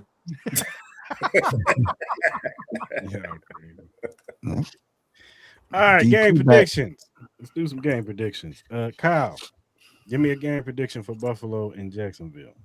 I reserve the right to change my mind tomorrow night on the airing of the Duval Dive, because by then I would have actually done a bit more research than I have at the moment, just because, hey, listen, who knows? My personal champion and co-host, Travis D. Holmes, may have actually shed me another direction. Hey, he keeps me right talking defense. This is what he does. But for all the above being said, I don't find this to be a high-scoring affair. Even Daniel Jeremiah probably won't put this at 50 total points. I could be wrong. He's fooled me before. All the above to say, I'm going to go just off the cuff right now. I got a 24-17, a nice boring score, a low-scoring game, below 50 points total, like I said. I believe that the Sons of Duval move forward. The Duval Devout will celebrate in what could be the best season in the franchise's history if they progress. But you got to get there first. This is a step in that way. In the words of the great Kobe Bryant, job's not finished. So, yeah, all that being said, 20s, I already forgot what it is. I don't remember what it was either, to be honest with you. Yeah, 24-17. 27-14, yeah. And notice how much involvement I have from Cam Little with that score for the record. So there you go. Gabby, what is your score prediction in your game? Yeah, I do worry about the Patriots' ability to score against that Chargers defense. I think that's going to be really tough. On the flip side of that, I don't trust the Chargers offense as much necessarily either. So I also don't think it's going to be insanely high scoring. Again, there's a lot of factors that could go into that too, but I'm going low scoring as well. I think this is actually going to be close. I'm putting like 21-17 is kind of what I'm feeling. I think this is going to be a tight game to me. I think, people are underestimating what we can do here, but I don't see us scoring a lot, and I just am not feeling a high scoring matchup either. But obviously I'm not going to pick against my own team. So I'm going with Patriots, like squeak out the win at home. Nova, Brody, give me the score. I will say this: we're the underdogs, Gabby. No, everybody's counted us out. Everybody said the Patriots. They on Sunday Night Football, they didn't even mention us. They just talked about the Patriots and they got a home game, and they didn't even mention the Chargers. So everybody's predicting the Patriots to win. But I got us winning a 28-17 matchup in Foxborough, and I think Omari Hampton is going to introduce himself to the world in this game. I don't know. All I've heard all season is about the Patriots' schedule and that they shouldn't be here because of their schedule being too late. So we'll see. When it comes to the Chargers, they don't say that. They just said the Patriots, and they just talked about Drake May, MVP, and all these things because he did all this stuff against the Jets. Like, Bo Nix East. yeah. Damn. So it's, I mean, Brody, go ahead. I got us in. I'm gonna say 17-13 votes. I also don't think there's gonna be a whole lot of scoring going on in this game. I think special teams is gonna be super important. And if we going kicker for kicker, I'm taking Dicker, the kicker, to make one more winning play than the Patriots do, and probably put us in position to walk out of there with a dub. So 17-13 is where I'm at with it. All righty. Chef Briggs, give me a score prediction against the Steelers.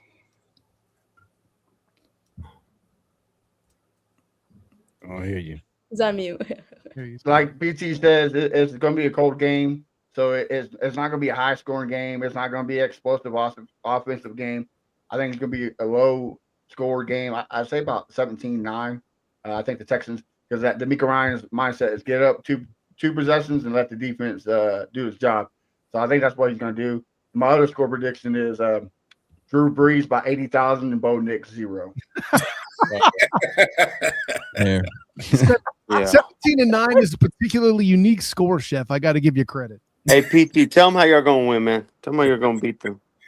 Yeah, I see it coming down to a field goal. Chris Boswell, 45-yarder. You mean the field goal that he missed? Right down the middle. He got to make up for that. You got to don't say that. Don't you dare say that, because you let the Chargers get away with it. Dicker the kicker when he missed that important kick against the Texans not 2 weeks ago. Don't do that now. You let that guy just tell us about how Dicker the kicker is great. Don't do that. Go ahead, finish the and our kicker might have missed it, but that's the first one he missed all year, and it didn't mean anything. We still won the game. Right, but now he's at home. We're in Acrisure Stadium, 45-yard field goal, 17-20. Steelers walking off the field. Mike Tomlin blowing kisses. King of the North, baby. That's PT. You're missing one more thing. PT, you're missing one more thing. Which day do y'all play?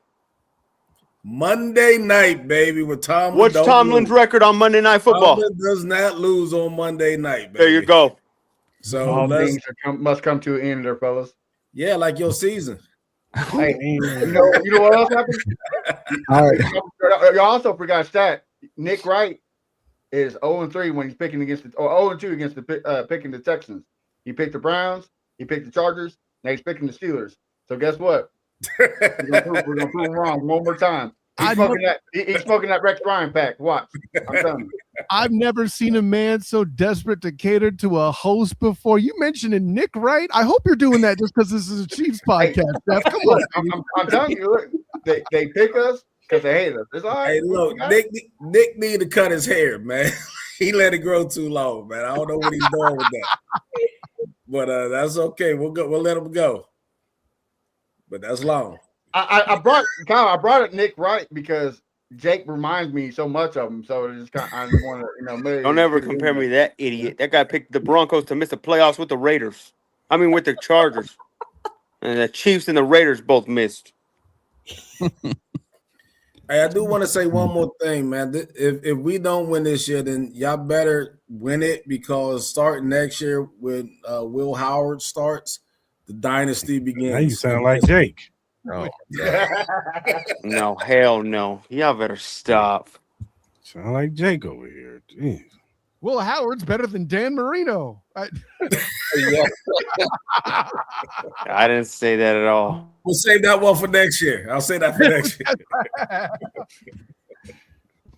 All right, everybody. Appreciate y'all coming on the show, giving y'all insight on the playoffs. Should be a good weekend of football, man. And, good luck to all of y'all, except for Jake. Good luck for all of y'all. How dare you? Good luck to all of y'all, man. I hope y'all, have fun this weekend, but some of y'all won't be sad. If the Broncos lose coming out of the bye week, you have to have him on again. You have to. Absolutely. But don't worry. I never hear from them until the Super Bowl wins. Don't worry. Wildcard Mall will send me a good old message. Say, hey, man, you called it. You were right. It's time to put you on, man. All right, y'all. Appreciate y'all coming on the show, man, and giving y'all insight, man. And gotta have you guys back on the show sometime next year, next season, yes. And talk ball, man, for sure. Enjoy Cancun. Hey, whenever y'all get the NFC side, y'all let me know who they're afraid of the most of the AFC. No doubt in my mind they're gonna say Denver. No doubt in my mind. On the NFC side? Yeah, whatever you talk, because y'all got all the AFC guys. Y'all gonna get NFC guys next? We just did AFC.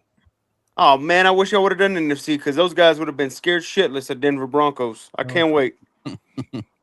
Super Bowl goes. We here. Hi everyone. Right. Welcome to Boston Balling. I got you.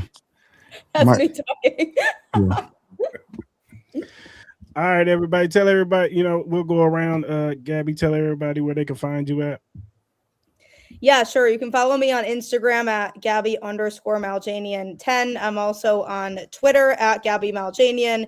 I have 2 podcasts, Boston Balling and Locked On Red Sox, and you can find those on any podcast platform. So yeah, make sure you check it out. Boston Balling, I talk everything Boston sports. So things are good for me right now at the moment because the Celtics are playing well. we'll see what happens with the Pats. So good time to subscribe and tune in, especially if you're a Boston fan. Say less. Nova, Brody, tell everybody where they can find y'all. Brody, you know what the deal is. Like, share, subscribe, comment.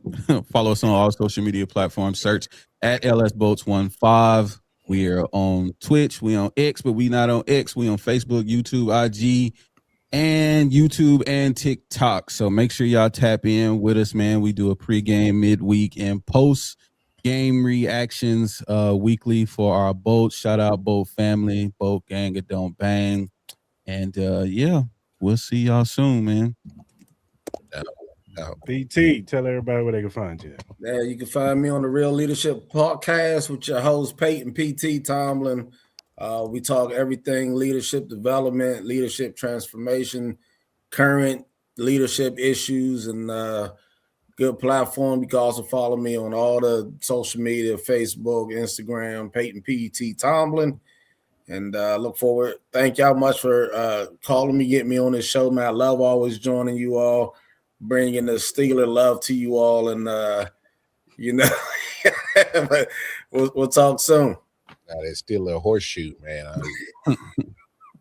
Jake, my guy Jake, you all right with me, Jake? You know I love your confidence, Jake. Tell everybody where you find you at, man. Is he still there? I think he froze up. Oh no! He froze. Hallelujah. That's how they're gonna freeze. That's how they're gonna freeze up week 2, baby. Yeah, nah. He just messaged me. He said his internet froze, but now y'all look, they're gonna cut out just like that. Denver Broncos. All right, y'all. I gotta go to the NFL. Unbelievable. I gotta go, man. It was nice chatting with y'all, man. All right, Nova. Yes, sir. All right, brother. Joe. Yeah, we'll put Jake's information in the comments. Go ahead, Kyle. Honor, joy, and privilege to jump aboard, folks. Of course, I'm Kyle Nash, the student of the game. You'd find me on Twitter, Instagram, Threads, and Blue Sky at the SOTG. I call it Twitter, not X, because listen, Gabby will tell you I'm old enough. I got kids, I got a family. People don't even hear about me being on X. It's a whole thing. Anyways, check me out as well as the student of the game on Facebook. Also, my work covering the Orlando Magic. Suppose I should offer apologies to the Celtics fan for how banged up you were after round 1 of the playoffs last year. Sorry, I had to get that in there, Gabby. My bad. And of course, my work as well, covering the UCF Knights for the Black and Gold banner at Night Shift Podcast as well. Of course, catch my work on the Duval Dive with me and my co-host Travis D. Holmes, my personal champion, on the Believe Podcast Network. Mar, style. Always great. And listen, I don't care what Jake says. The only Hall of Fame Peyton I know is Peyton Manning and my dude PT. Kyle Nash, let's do the game one last time. And honor, joy, and privilege. Until next time, everyone. Class dismissed. All right, y'all. Appreciate y'all coming on. Take care. Be safe. See you, everyone. Go Pats. He had to sneak that in. Oh, there. Did I do what I'm supposed to do? Later, guys. God, that was a good one, man. We did good, Mar. Hey, man. Hey, man. I tried to get y'all one about Jay, bro, but now he Jay, you know what? He's confident. He's confident. I appreciate it. He's delusional, but confident. Hey, he what he does is he throws a lot of stuff at the wall. Some of it may stick, and some of it is just shit just thrown at the wall.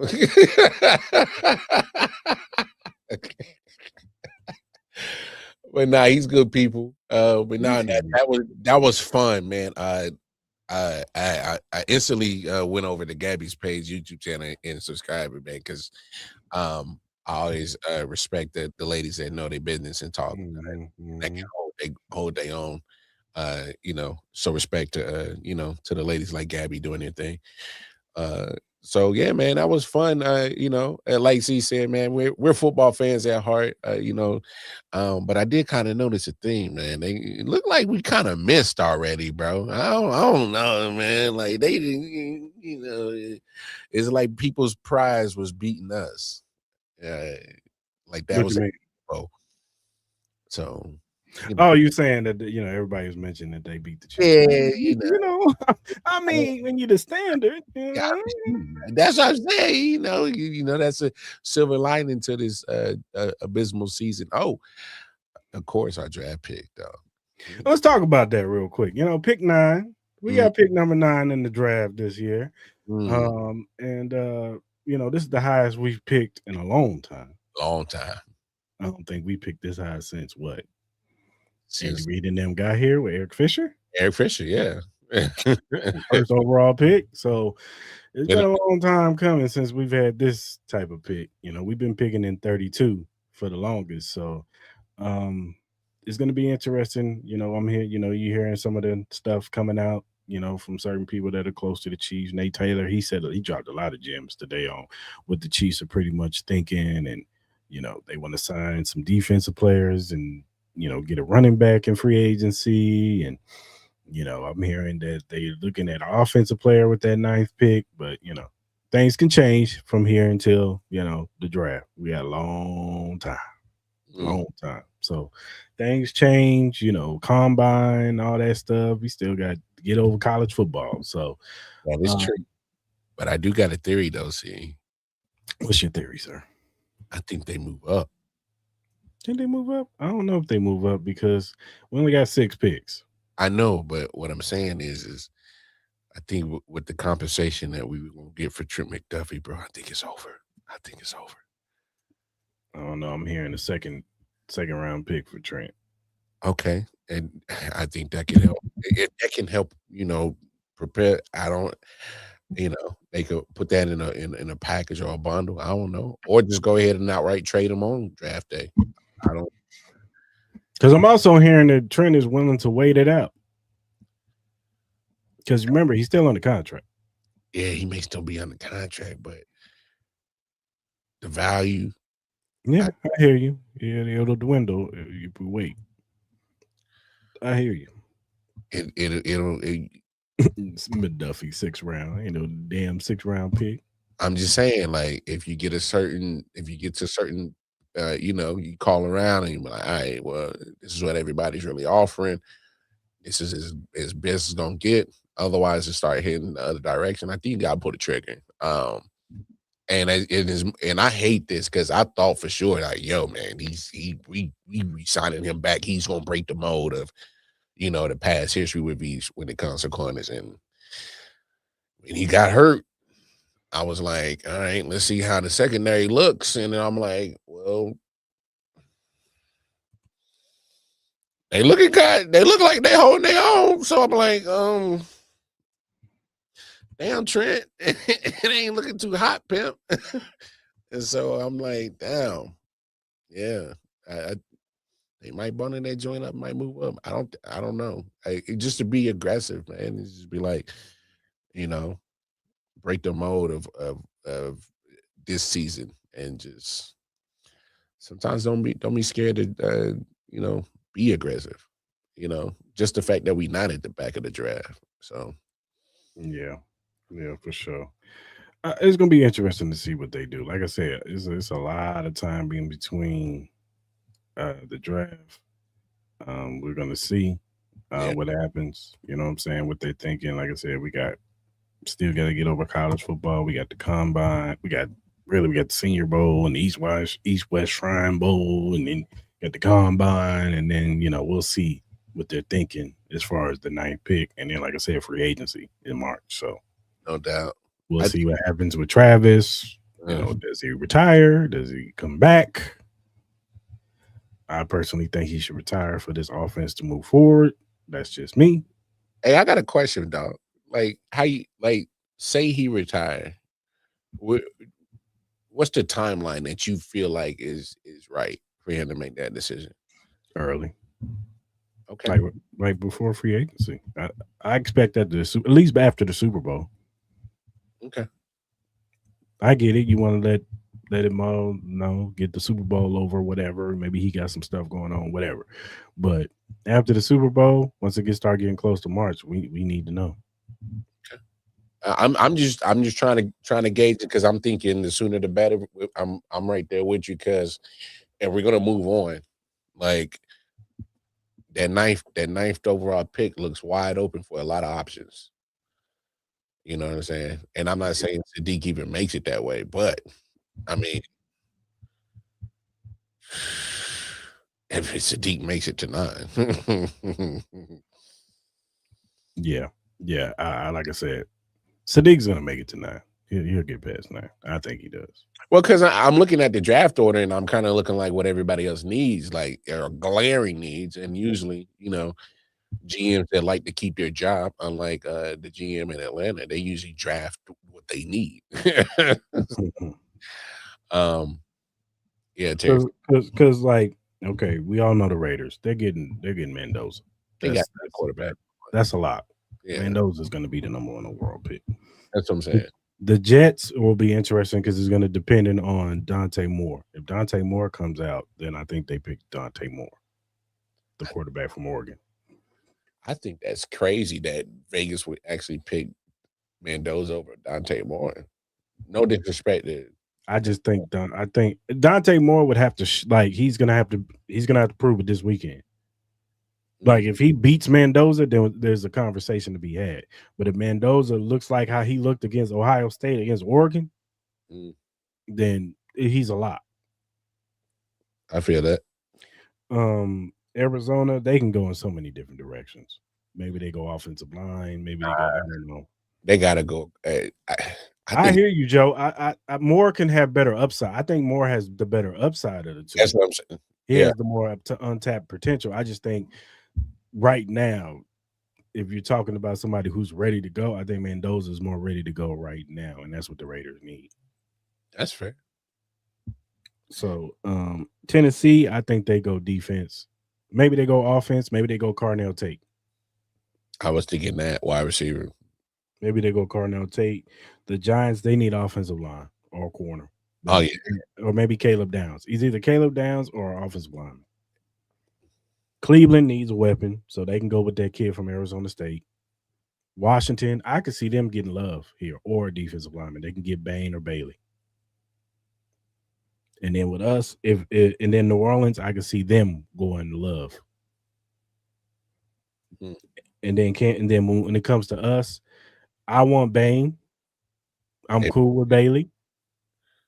But if neither one of them are there, then Joe, you're gonna love this. No pun intended.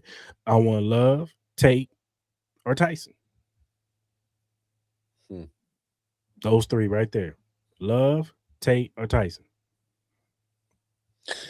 I hear that. Stepped out for a second. What you got for LB? Like I said, I think y'all get Mendoza. I think that's a lot for y'all. You might as well go and get your Mendoza jerseys ready. Get them printed up. Shout out to my boy Maul. That's who he want. Peter Woods, I don't know. Joe. I don't know if he's worked the 9th pick. You gotta be something special at the 9th. Yeah, I think Bain and Bailey are way far ahead than Peter Woods. Yeah. We give me Bain or Bailey. That's what we need. We need a great edge. Bruh. And then in the second round, get the other kid from Miami. Mm-hmm. The defensive tackle. What's his name? Mandor, whatever his name is. Madar, yeah. Hey, don't ask me to pronounce names, bro. So, but yeah, it's gonna be interesting to see what they pick at that 9th pick for sure. It could go so many ways, and like you said, especially with the free agency, what happens with that? Because I mean, we floated around on this. Like, if we get Breece Hall in free agency, I ain't tripping about using that, trying to get Jeremiah Love, and I don't even think that he maybe falls that far. I'm with you, Joe. I like him too. Amari Washington, yeah, he's nice. I wouldn't be mad at that either. Like I said, whatever they do in free agency, I wouldn't be surprised if they try to get Breece Hall or Kenneth Walker. I wouldn't be surprised. I'm kind of on this get a Ohio State wide receiver train with you, dog. They work. They just work in the NFL, dog. All of them.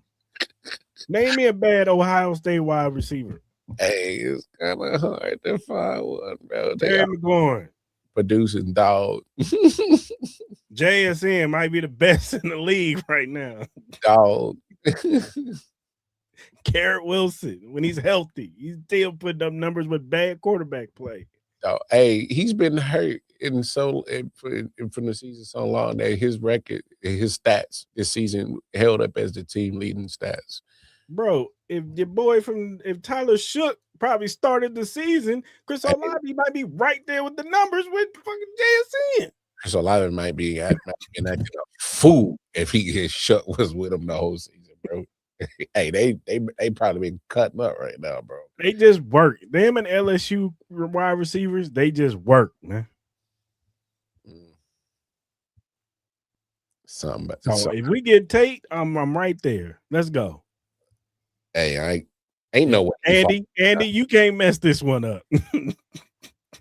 Hey, now I ain't gonna lie to you. If some miracle he falls in line, I would be actually absolutely upset that you don't take Carnell Tate at 9. Like I may have to write a letter, bro. Hey, because you know how to get to people. You gotta write a letter. Double up on Gardner, guys. They got 3 of my possible. I like Mateo too. Flood that mailbox with some hate mail. He said some hate mail. That's crazy. But Beast, why the hell you take time? Dog, I'm just trying to tell you, bro. Well, you know, we got to talk about it because Nagy's pretty much gone. They pretty much kicked him out the door. Yeah, they ain't even trying to negotiate with, bro. No. and I don't think he wants to negotiate because he wants to call plays on his own team. Now, we all know that he's got an interview lined up with the Titans. I don't know why. But, well, I know why, because your boy over there, Baganzi, the GM who was our assistant GM. So it's kind of like you the homie. Come on over. Hey, the homie. Hey, look. Hey, the man went to the playoffs with Mr. Trubisky twice. He did. I do think he gets a bad rap from Chicago. I do. People forget that. Yeah. He had Mitchell Trubisky. Like, it'd have been interesting had Chicago drafted. I mean, I know he's bad now, but back then, Deshaun Watson. I hate him. Because everybody was consensus that Deshaun Watson was, before we knew what Patrick was, Deshaun Watson was the consensus best quarterback in that draft at the time. Yeah. Shit, he just came off of a national championship. Yeah. And everybody thought he was the best quarterback in college at that year. Well, because he was beating prime Nick Saban. Bama. Yeah. You know, and then that year prior, he probably should have beat him. Yeah. Then he came back and beat him finally, got over the hump. So, so it'd have been interesting there had he had a Deshaun Watson. Maybe we talk about Nagy a little different. Maybe not. Maybe we say the same stuff. But my only problem with Nagy is that I know everybody says that Andy Reid calls the plays, and we've said it. Yes, it's his playbook. He's the one who calling the plays. Nagy may help with the game planning and all that stuff. My problem with Nagy is that none of these guys are developing at the speed that they should be. We don't see guys, looking better. And we need a new voice in that room to possibly help development on this offensive side. There's no reason why this offense shouldn't be good.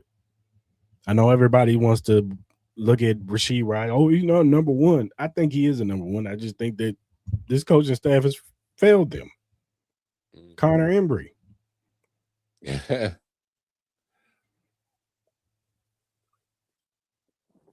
Like they got to check his credentials. And so I know everybody's talking about Cliff Kingsbury. I get it, but everybody was complaining about no runs under center. Guess who also wasn't running the ball under center? Yeah, you gonna be doing none of that. The Washington Commanders. True. So you think they get mad now? Yeah.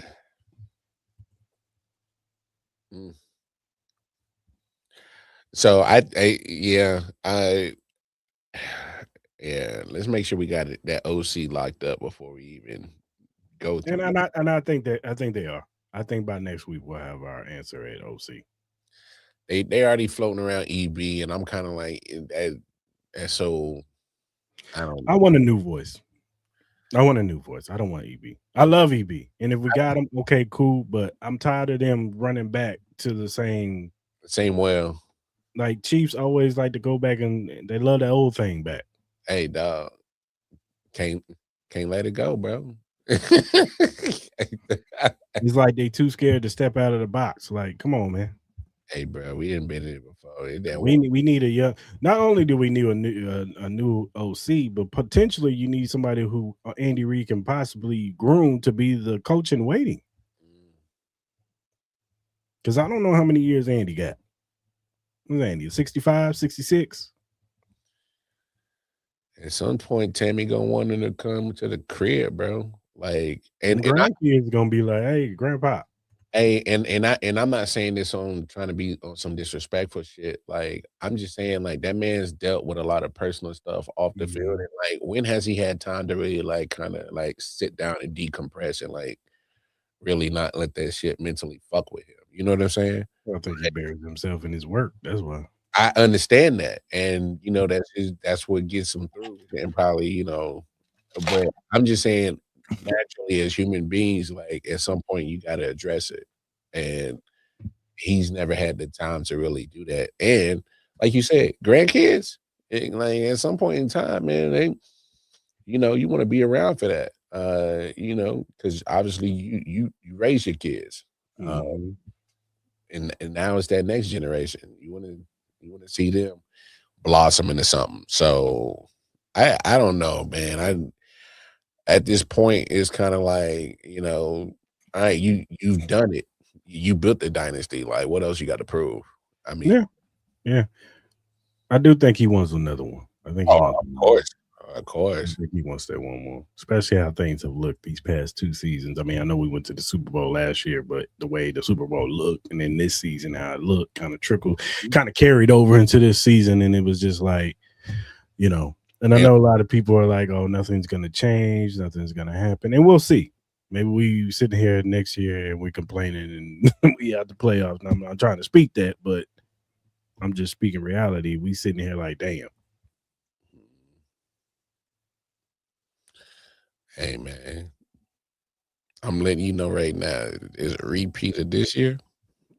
Oh yeah, it's gonna. Oh, that chatter gonna be real loud on Andy. I don't even think it's gonna be chatter. I think it's gonna be, we're gonna get some news that they part ways mutually. I don't think it's gonna be. I don't think. Oh, Andy Reid is fired. I think it's gonna be like mutually step down or part ways. So, and you know, coaches are gonna be lined up to come to Kansas City because they're gonna want to coach Patrick Mahomes. I don't know how you feel about. I don't know if you heard the Bob Fesco what he said today. Did you hear what he said? Nah, I didn't peep it. Supposedly, Patrick Mahomes is applying pressure on the office, saying that they don't turn this around quickly, he's gonna ask for a trade. I think that's just him throwing a theory out. But I think it's also, it could be Patrick's team putting it out there in the atmosphere to like apply pressure on the Chiefs. And as you know, it might be a strategy. That could be it. But at the same time, let's look at Joe Burrow's situation. He's a competitor too. That's 3 years in a row that he's been missing the playoffs. I'm pretty sure he's not happy. I'm pretty sure he's going to start being a little bit more vocal on what team building to make sure that Joe Burrows has said everything. They depressed. You know, he don't love football no more. He thought about not playing for the Bengals. Yeah, but they just want to keep things the same over there and keep Zach Taylor over there. Yeah, keeping Zach Taylor. I was like, whoa. I was like, what? You keeping him? All right. And hey, that's gonna change it. Look, all I'm saying is I think if there's anything that we all can agree on is Chiefs fans in the kingdom, is that Patrick is a competitor, and if he starts seeing the franchise not actually moving and just keep dumping more weight on his back to just be magician to get us out of every jam. I mean, I wouldn't blame him if he asked for that request. They wouldn't honor it because you better be able to come back with a crazy haul. Like you better come back with like 5 firsts, 3 2s, 10 first round picks. Hey, bro, like you better come back with something crazy, dog. So, you know, I don't even know if you'd be able to even facilitate a Patrick Mahomes trade. Like, yeah, that would be crazy. Well, let's talk about Black Monday, man, because a lot of coaches went down. Got them pink slips, bro. Got them pink slips. The GM and Raheem Morris got fired from the Atlanta Falcons. Come on, you saw that coming, bro. Yeah, we did. Even though they played actually pretty well down the stretch. That may be true. But I think Raheem Morris is just a victim of the circumstances that Terry Fontenot got fired. Because once you ask the GM and you're gonna have a new GM come in, he's gonna want his guy. So as head coach. So I think by proxy, like once you got and they said they brought a consultant for the GM, they brought a consultant for Raheem Morris. They just hired a new CEO and president of the Falcons. So they probably was just cleaning the house. Yeah. Probably just cleaning the house, which okay, I get it. Jonathan Gannon of the Cardinals got fired. No surprise. Yeah. Pete Carroll got fired. We knew that was going to happen. He shouldn't have got hired. He shouldn't have never got hired. Nah, I'm just saying, like, no, I'm with you. I agree. I don't know why him coming back to the game. I don't know what the Raiders were thinking. Like, if you wanted to go with an experienced coach, you might as well just hire Mike McCarthy. It's that roster. What are you doing? Like the way that Pete scheme. Yeah, that's what I'm saying. The offensive line was terrible. Genty, he's in a bind. People think he a bust. Like what? As soon as they say hiking, he get the ball in his bear basket. He already getting touched. So, yeah, I don't know. I don't know what they was thinking with Pete Carroll. Then you have we already know about Dayball leaving the Giants. We already know about Brian O'Callahan. Who else got fired? Oh, John Harbaugh. John Harbaugh. They announced it today that he got fired, and they're saying that there are several teams lined up to hire John Harbaugh, exclusively the Giants. I think the Raiders probably will be in the mix too. That'll be interesting. Imagine Harbaugh comes to this division. Well, I can see it because say what you want about the Raiders, and look, I know the Raiders are a butt end of a joke. They're a terrible organization. Their team is terrible, but if you're a coach and you get to pick your quarterback, and you got $110 million in cap space, and you're coming to Las Vegas where the weather is nice for the most part. That is true. Like I get the allure for maybe the Titans if you believe in Cam Ward, which I like Cam Ward, and they got a lot of cap space over there too. So I can see the allure with the Titans. I can even see the allure with the Giants with Jackson Dart. Malik Neighbors is coming back. You add the defense line is really good. Maybe you add to that back end of the defense, get some more weapons around Jackson Dart. Maybe you're cooking with grease. Yeah. But I think once the John Harbaugh domino drops, that's when everybody else will get going. I say Harbaugh gets a job first, then Stefanski gets his. Because I think matter of fact, I think where the other one doesn't go, that's where that one goes. Mm-hmm. So let's say John Harbaugh takes the Giants job, I can see Stefanski over with the Raiders. Yeah, or vice versa. Yeah, that's what I'm saying, vice versa. Yeah, I feel that. I can see that. Maybe the Titans. Maybe the Titans get in the mix with, if Nagy doesn't get hired. Even though I'm hearing Nagy is like the top. He's the shoe in. Personally, if I'm the Raiders, I'm not hiring neither one of them. I like John Harbaugh, but I don't know if the game hasn't passed him by. I think guys like that, maybe you need to sit down for a season, just to take a step back, look at the game. Maybe because you was in it too hard, you was too in it. You know what I'm saying?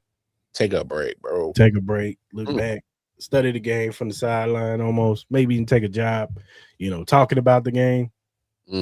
So you could dissect it a little bit more and be like, all right, I need to change some stuff up. And then come back at it 2027. Jump back in that thing. You know what I'm saying? Like, I can see that be a better thing for John. I understand it. You want to stay coaching and all that stuff. And maybe if you get out, you don't want to come back like Bill Cowher did. But it's just like, I just think him as a coach, I think, and look, I've been saying that the Ravens and him needed to move on from each other. I feel the same way about the Steelers and Tomlin. Running stale. I just think that they need to move on from each other. I think Tomlin needs a breath of fresh air somewhere else. A new environment, a new place. You've been there so long, man. It just kind of comes mundane. It's like being at a job for 13, 14 years, man. After a while, it's just kind of like day in, day out. Hey, sometimes you take that consistent money just because that's I hear you. Hey, I'm right there. Hey. I've been at my job for 13 years now. It's good money.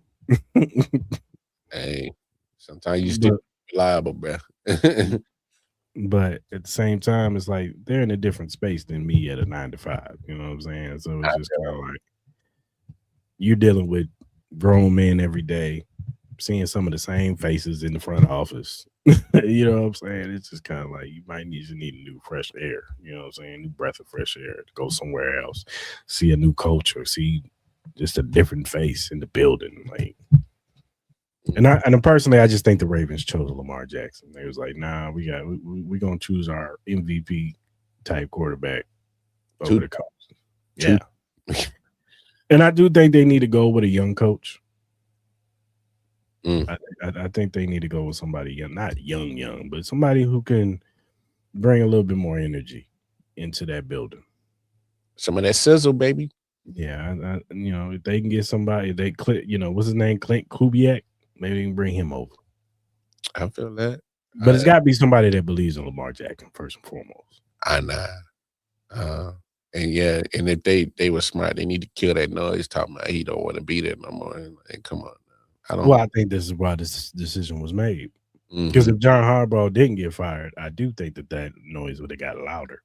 Because maybe Lamar Jackson was getting tired of John Harbaugh. Apparently, what was reported, he didn't want to move off of Todd Monken as OC. So I'm like, But here's the thing, man. How many OCs do we got to run through? I hear you. I get it. I get what Nova was saying about Greg Roman. I feel the same way. Greg Roman has a predictable scheme. Like after a while, that shit runs stale. That shit elementary, bro. He's not very. He's very predictable. He's not creative. He's not at all. That's why I was like, ask Lamar Jackson about Greg Roman. But it's going to be interesting to see, what direction they go with, Lamar Jackson and the next head coach, because they're gonna have to be at once. They're gonna have to be at one. Maybe a Brian Flores. I don't know. He still got that case open. No, I think they closed that. Oh, okay.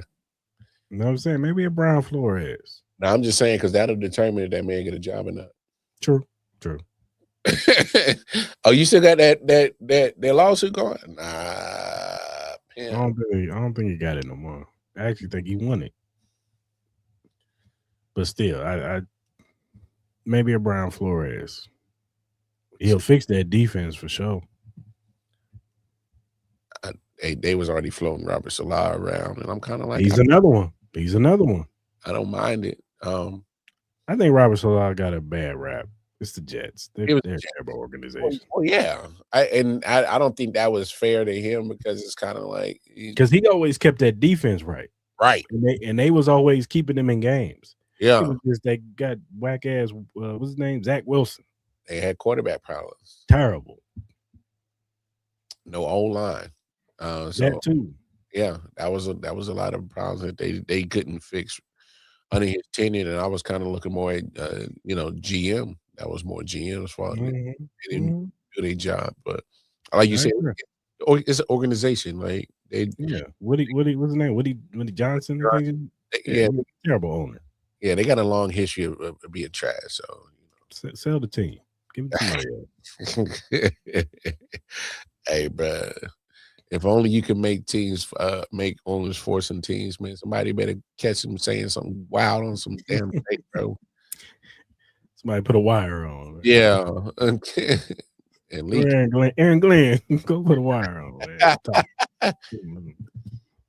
Nah, just playing. Nah, but like I said, it's gonna be interesting to see where these coaches land at. Some of these, teams who they pick going forward. It's gonna be interesting to see what the Chiefs do with their coaching staff. I'm hearing this major turnover that's coming. So I think some guys are gonna get fired. Let's just see who we do at OC, bro. I'm curious to see who we bring back on the coaching staff. Most definitely. My fear, my brain says Joe Blame. Who? Joe Blamer. Come on, don't do that, bro. The passing game coordinator. Don't do that. Woo-hoo. I'm just saying, player. We'll see.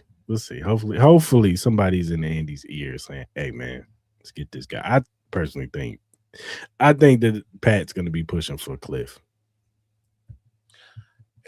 That's why I'm like, I don't hate it, but I don't hate it either.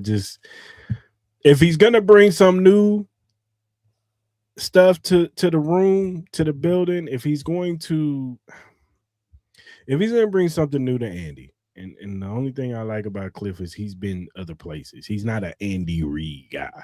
No. He's not. He's not an Andy Reid guy. He's the one who coached Patrick Mahomes in college. That he did really good with Jaden Daniels. He got a couple of good few years with Kyler Murray too. Yeah. So I'm hoping that if they do hire him as the OC, that this rejuvenates this offense. Fresh. I hear you. That's the only thing I was really honed in on. Because the main thing, and he can kind of keep Mahomes, in focus, saying with some of the mechanics, some of the stuff. Sometimes Mahomes relies on that arm a little bit too much. You know how guys are. They talented. Josh Allen does it. Some of these guys, they got the freakish arm. They rely on that arm too much, and they mechanics be off. So I'm gonna need, if Cliff is gonna come in, is gonna be hopefully that helps Pat out and helps his offense out. Well, Cliff's always made a better OC than the head coach. So yeah, and hopefully they get some other coaching changes in the building too. I feel that a new wide receiver coach, a new running back coach.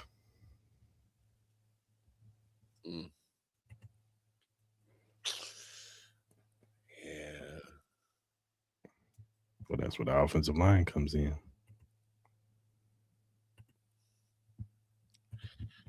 Well, we'll see what Brett Veach's thinking, man. Yeah, for sure. Yeah, it's gonna be interesting. All right, man.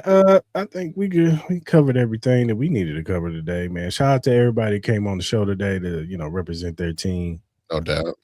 Coming on. I thought it was pretty good. I know, Joe, you hated it. I know you don't like them when we bring guests from other teams, but man, we have to play ours. It's only so much we can talk about the pick. It's only so much we talk about changing the coaching staff and the philosophies and all that stuff. It's like only so much time we can talk about it. Now we plan on bringing some other guests in nowhere, and then next week we'll probably have a list of things that we want as far as our top 5 picks. Some of the people we want to bring in here. We're gonna get creative with it. Don't worry about it. But we got to save some of that stuff. Got to save. You can't unload the full clip, bro. Like, you know what I'm saying? Mm-hmm. Hey. Because here's the thing, and I'm gonna be honest. I gotta say this because my man C, man, especially me, I laughed the man off the show. I'm like, bro, you talking about Panthers and Jaguars and both of them in the playoffs. So I'm gonna let my man feel, I don't really feel good about the Panthers. They don't deserve to be there. Hey, sometimes you got trash and then you got the golden bag of trash. It's okay, bro. They don't deserve to be here at all, man. I hear you, but they there. So they gonna get smoked. Yeah, it don't look too good when you go up against the Rams. So and the Rams are pissed because they lost to them in the regular season too. Oh yeah, they definitely want that get back. Sean McVay about to empty the whole clip on these boys. Yeah, he gonna really show you how to play calling for on that one. But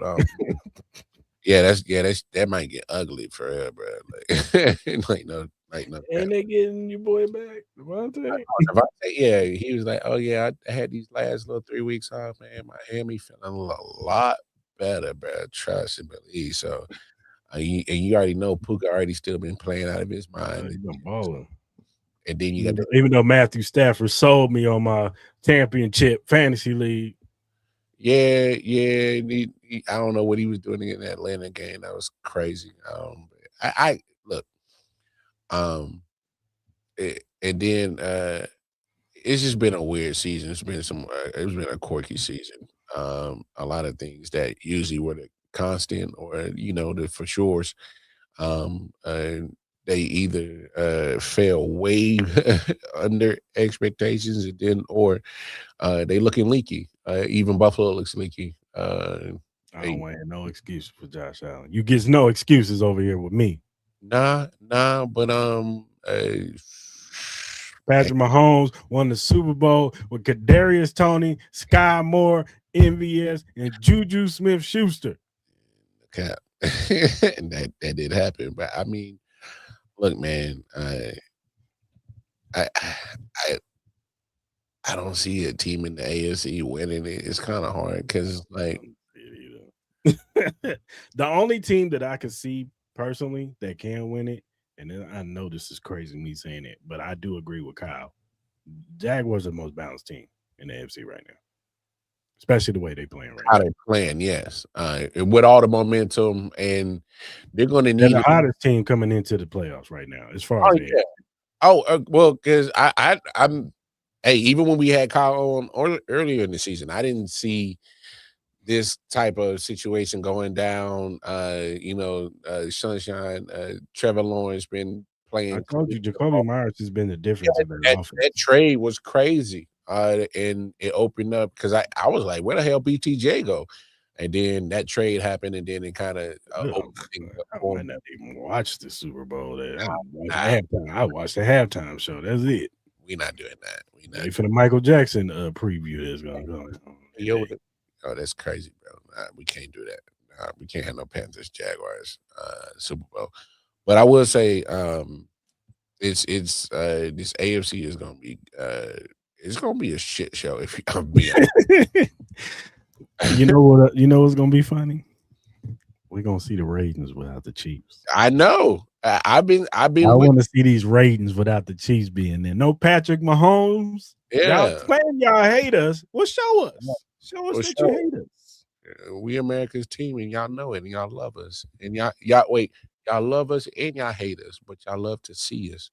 So whether you want to boo us or cheer us, y'all watch us.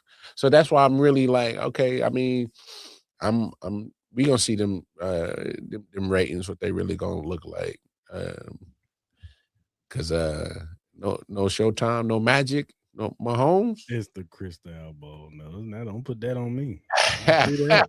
I'm talking about the playoffs, Joe. I'm talking about the Super Bowl. Nah. But like I said, Jacksonville I wouldn't be surprised if Jacksonville gets there. It's just sometimes there be those years, man. And I think this is one of those years where like you might see Trevor Lawrence in the Super Bowl. Is Liam Cole is my coach of the year. I agree. I can't knock what he did on I think they're gonna give it to Bravel, but they might give it to Sean Payton. No. If Reed can't get multiple coaches of the year, he better not let Sean Payton get multiple coaches of the year. which is crazy how the NFL works with these coaches. Because look at Stefanski, he's a 2-time coach of the year, and this man 6 years in, and I get it. I think he's kind of almost like a victim of his circumstances. Now he didn't help his cause sometimes with some of the decisions that he did, but it's still the Browns organization. It's not like they got to track. Look, I'm not saying that Stefanski's not a good coach. I do think that he's a hell of a play caller. I really do. I just think that he's a goofy sometimes. Oh, he a goofy. I just think this season, and it wasn't just him. I think that from the jump off of him and Barry not being on the same page of quarterback, like I said, Dylan was his pick, Barry was Shador pick, was the Shador pick. And as the GM, I don't know how you put in the card for Dylan Gabriel. Like, I'm sorry, if I'm the GM, like, we're not picking Dylan Gabriel. Not at the third pick, maybe the 7th round pick, but I'm not picking him here. Not right here. You bugging. We could get an offensive piece right here. At least if it's not Shador, can we get a receiver over here? You got other options? This ain't it. Because no, we're not doing this. I would have looked at the card and be like, and looked down over at here and be like, you for real? I'd be like, all right, no problem. Yeah. Would it switch up the name of it real quick? For the third pick. Shador Sanders. What the? That ain't who I was. You sure wasn't going with what the hell you wrote on that? Man, Jimmy, he wanted me to pick Shador.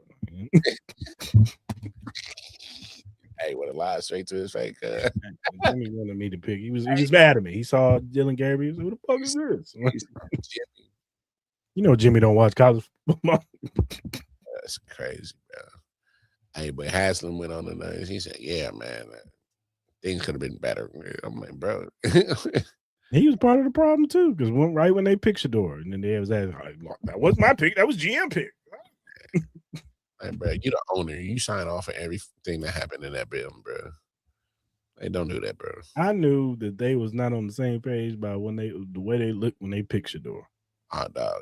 Even when a team is not excited for a player, they still in there more like, you fake that shit, like, man. Yeah.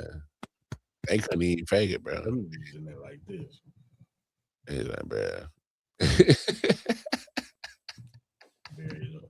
Barry's the fans was like, bitch.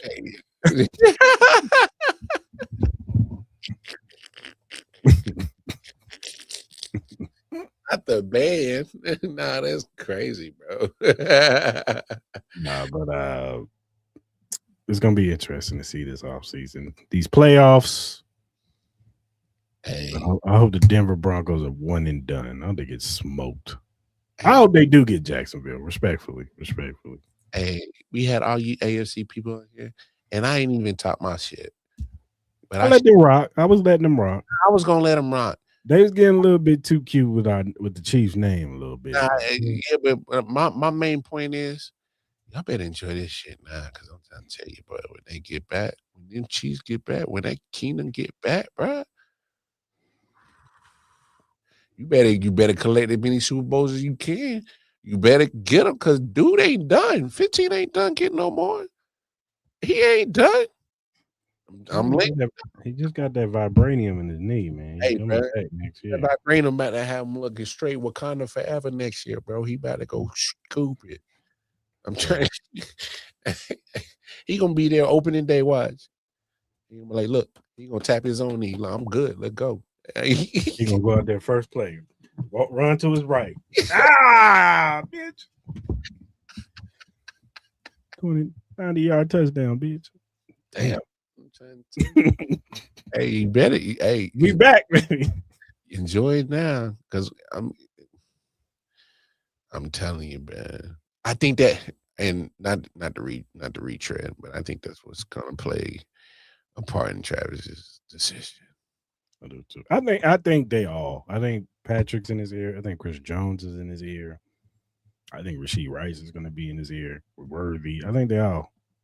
And then they all gonna be like, "Come on, Trav, just give us one more. Just give us one more. I know you get married, dog. Just give us one more, dog. One more."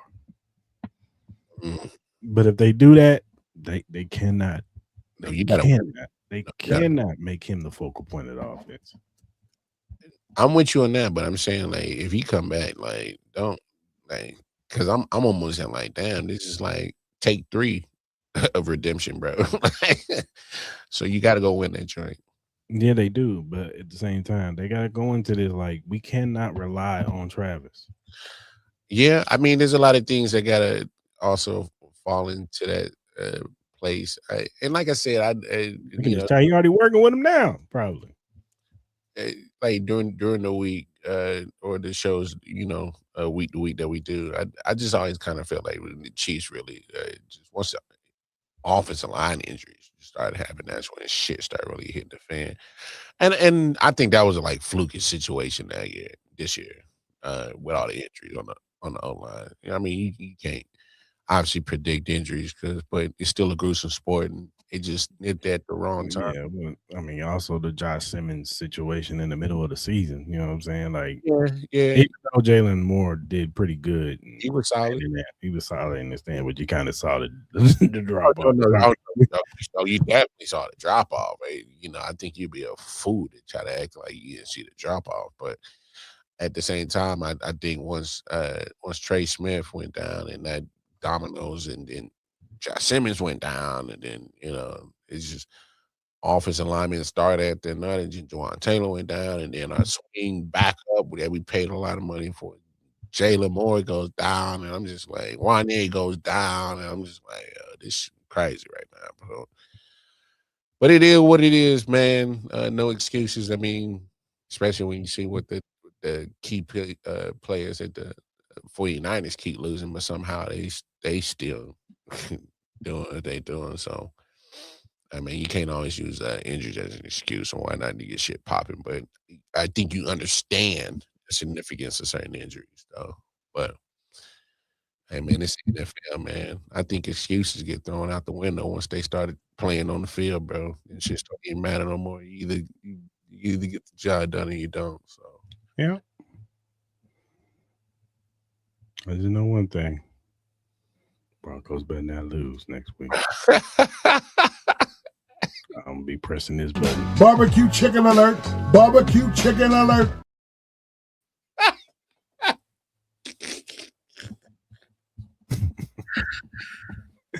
Hey. And I want you to send it to Jake.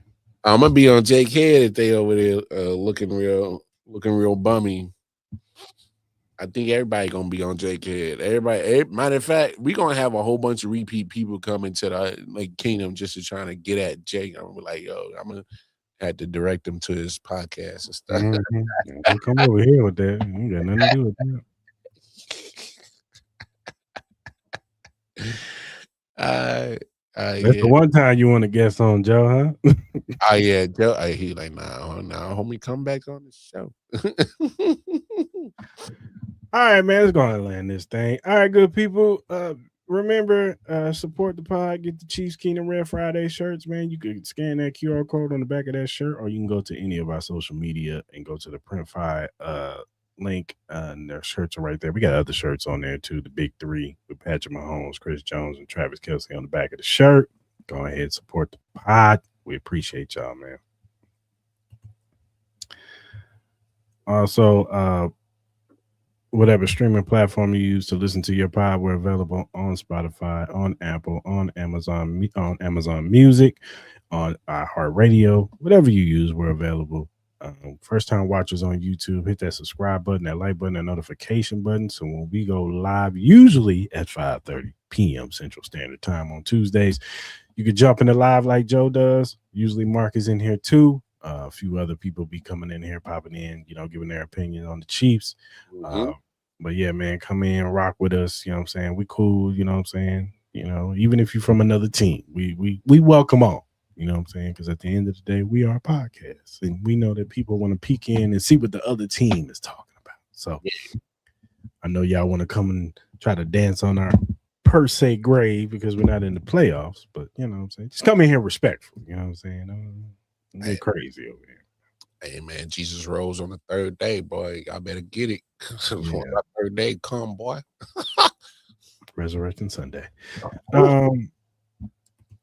Also, You want to follow us on any social media platform? You can follow us on Instagram, on X, on Twitch, on Facebook, on TikTok, on Threads. You can follow us at AH Chief Podcast. We will follow you back because we're not Hollywood over here, Joe. Nah, See, we still Hollywood. we still Hollywood over here. That means we'll slap your shit. No, I'm just playing. But for real though.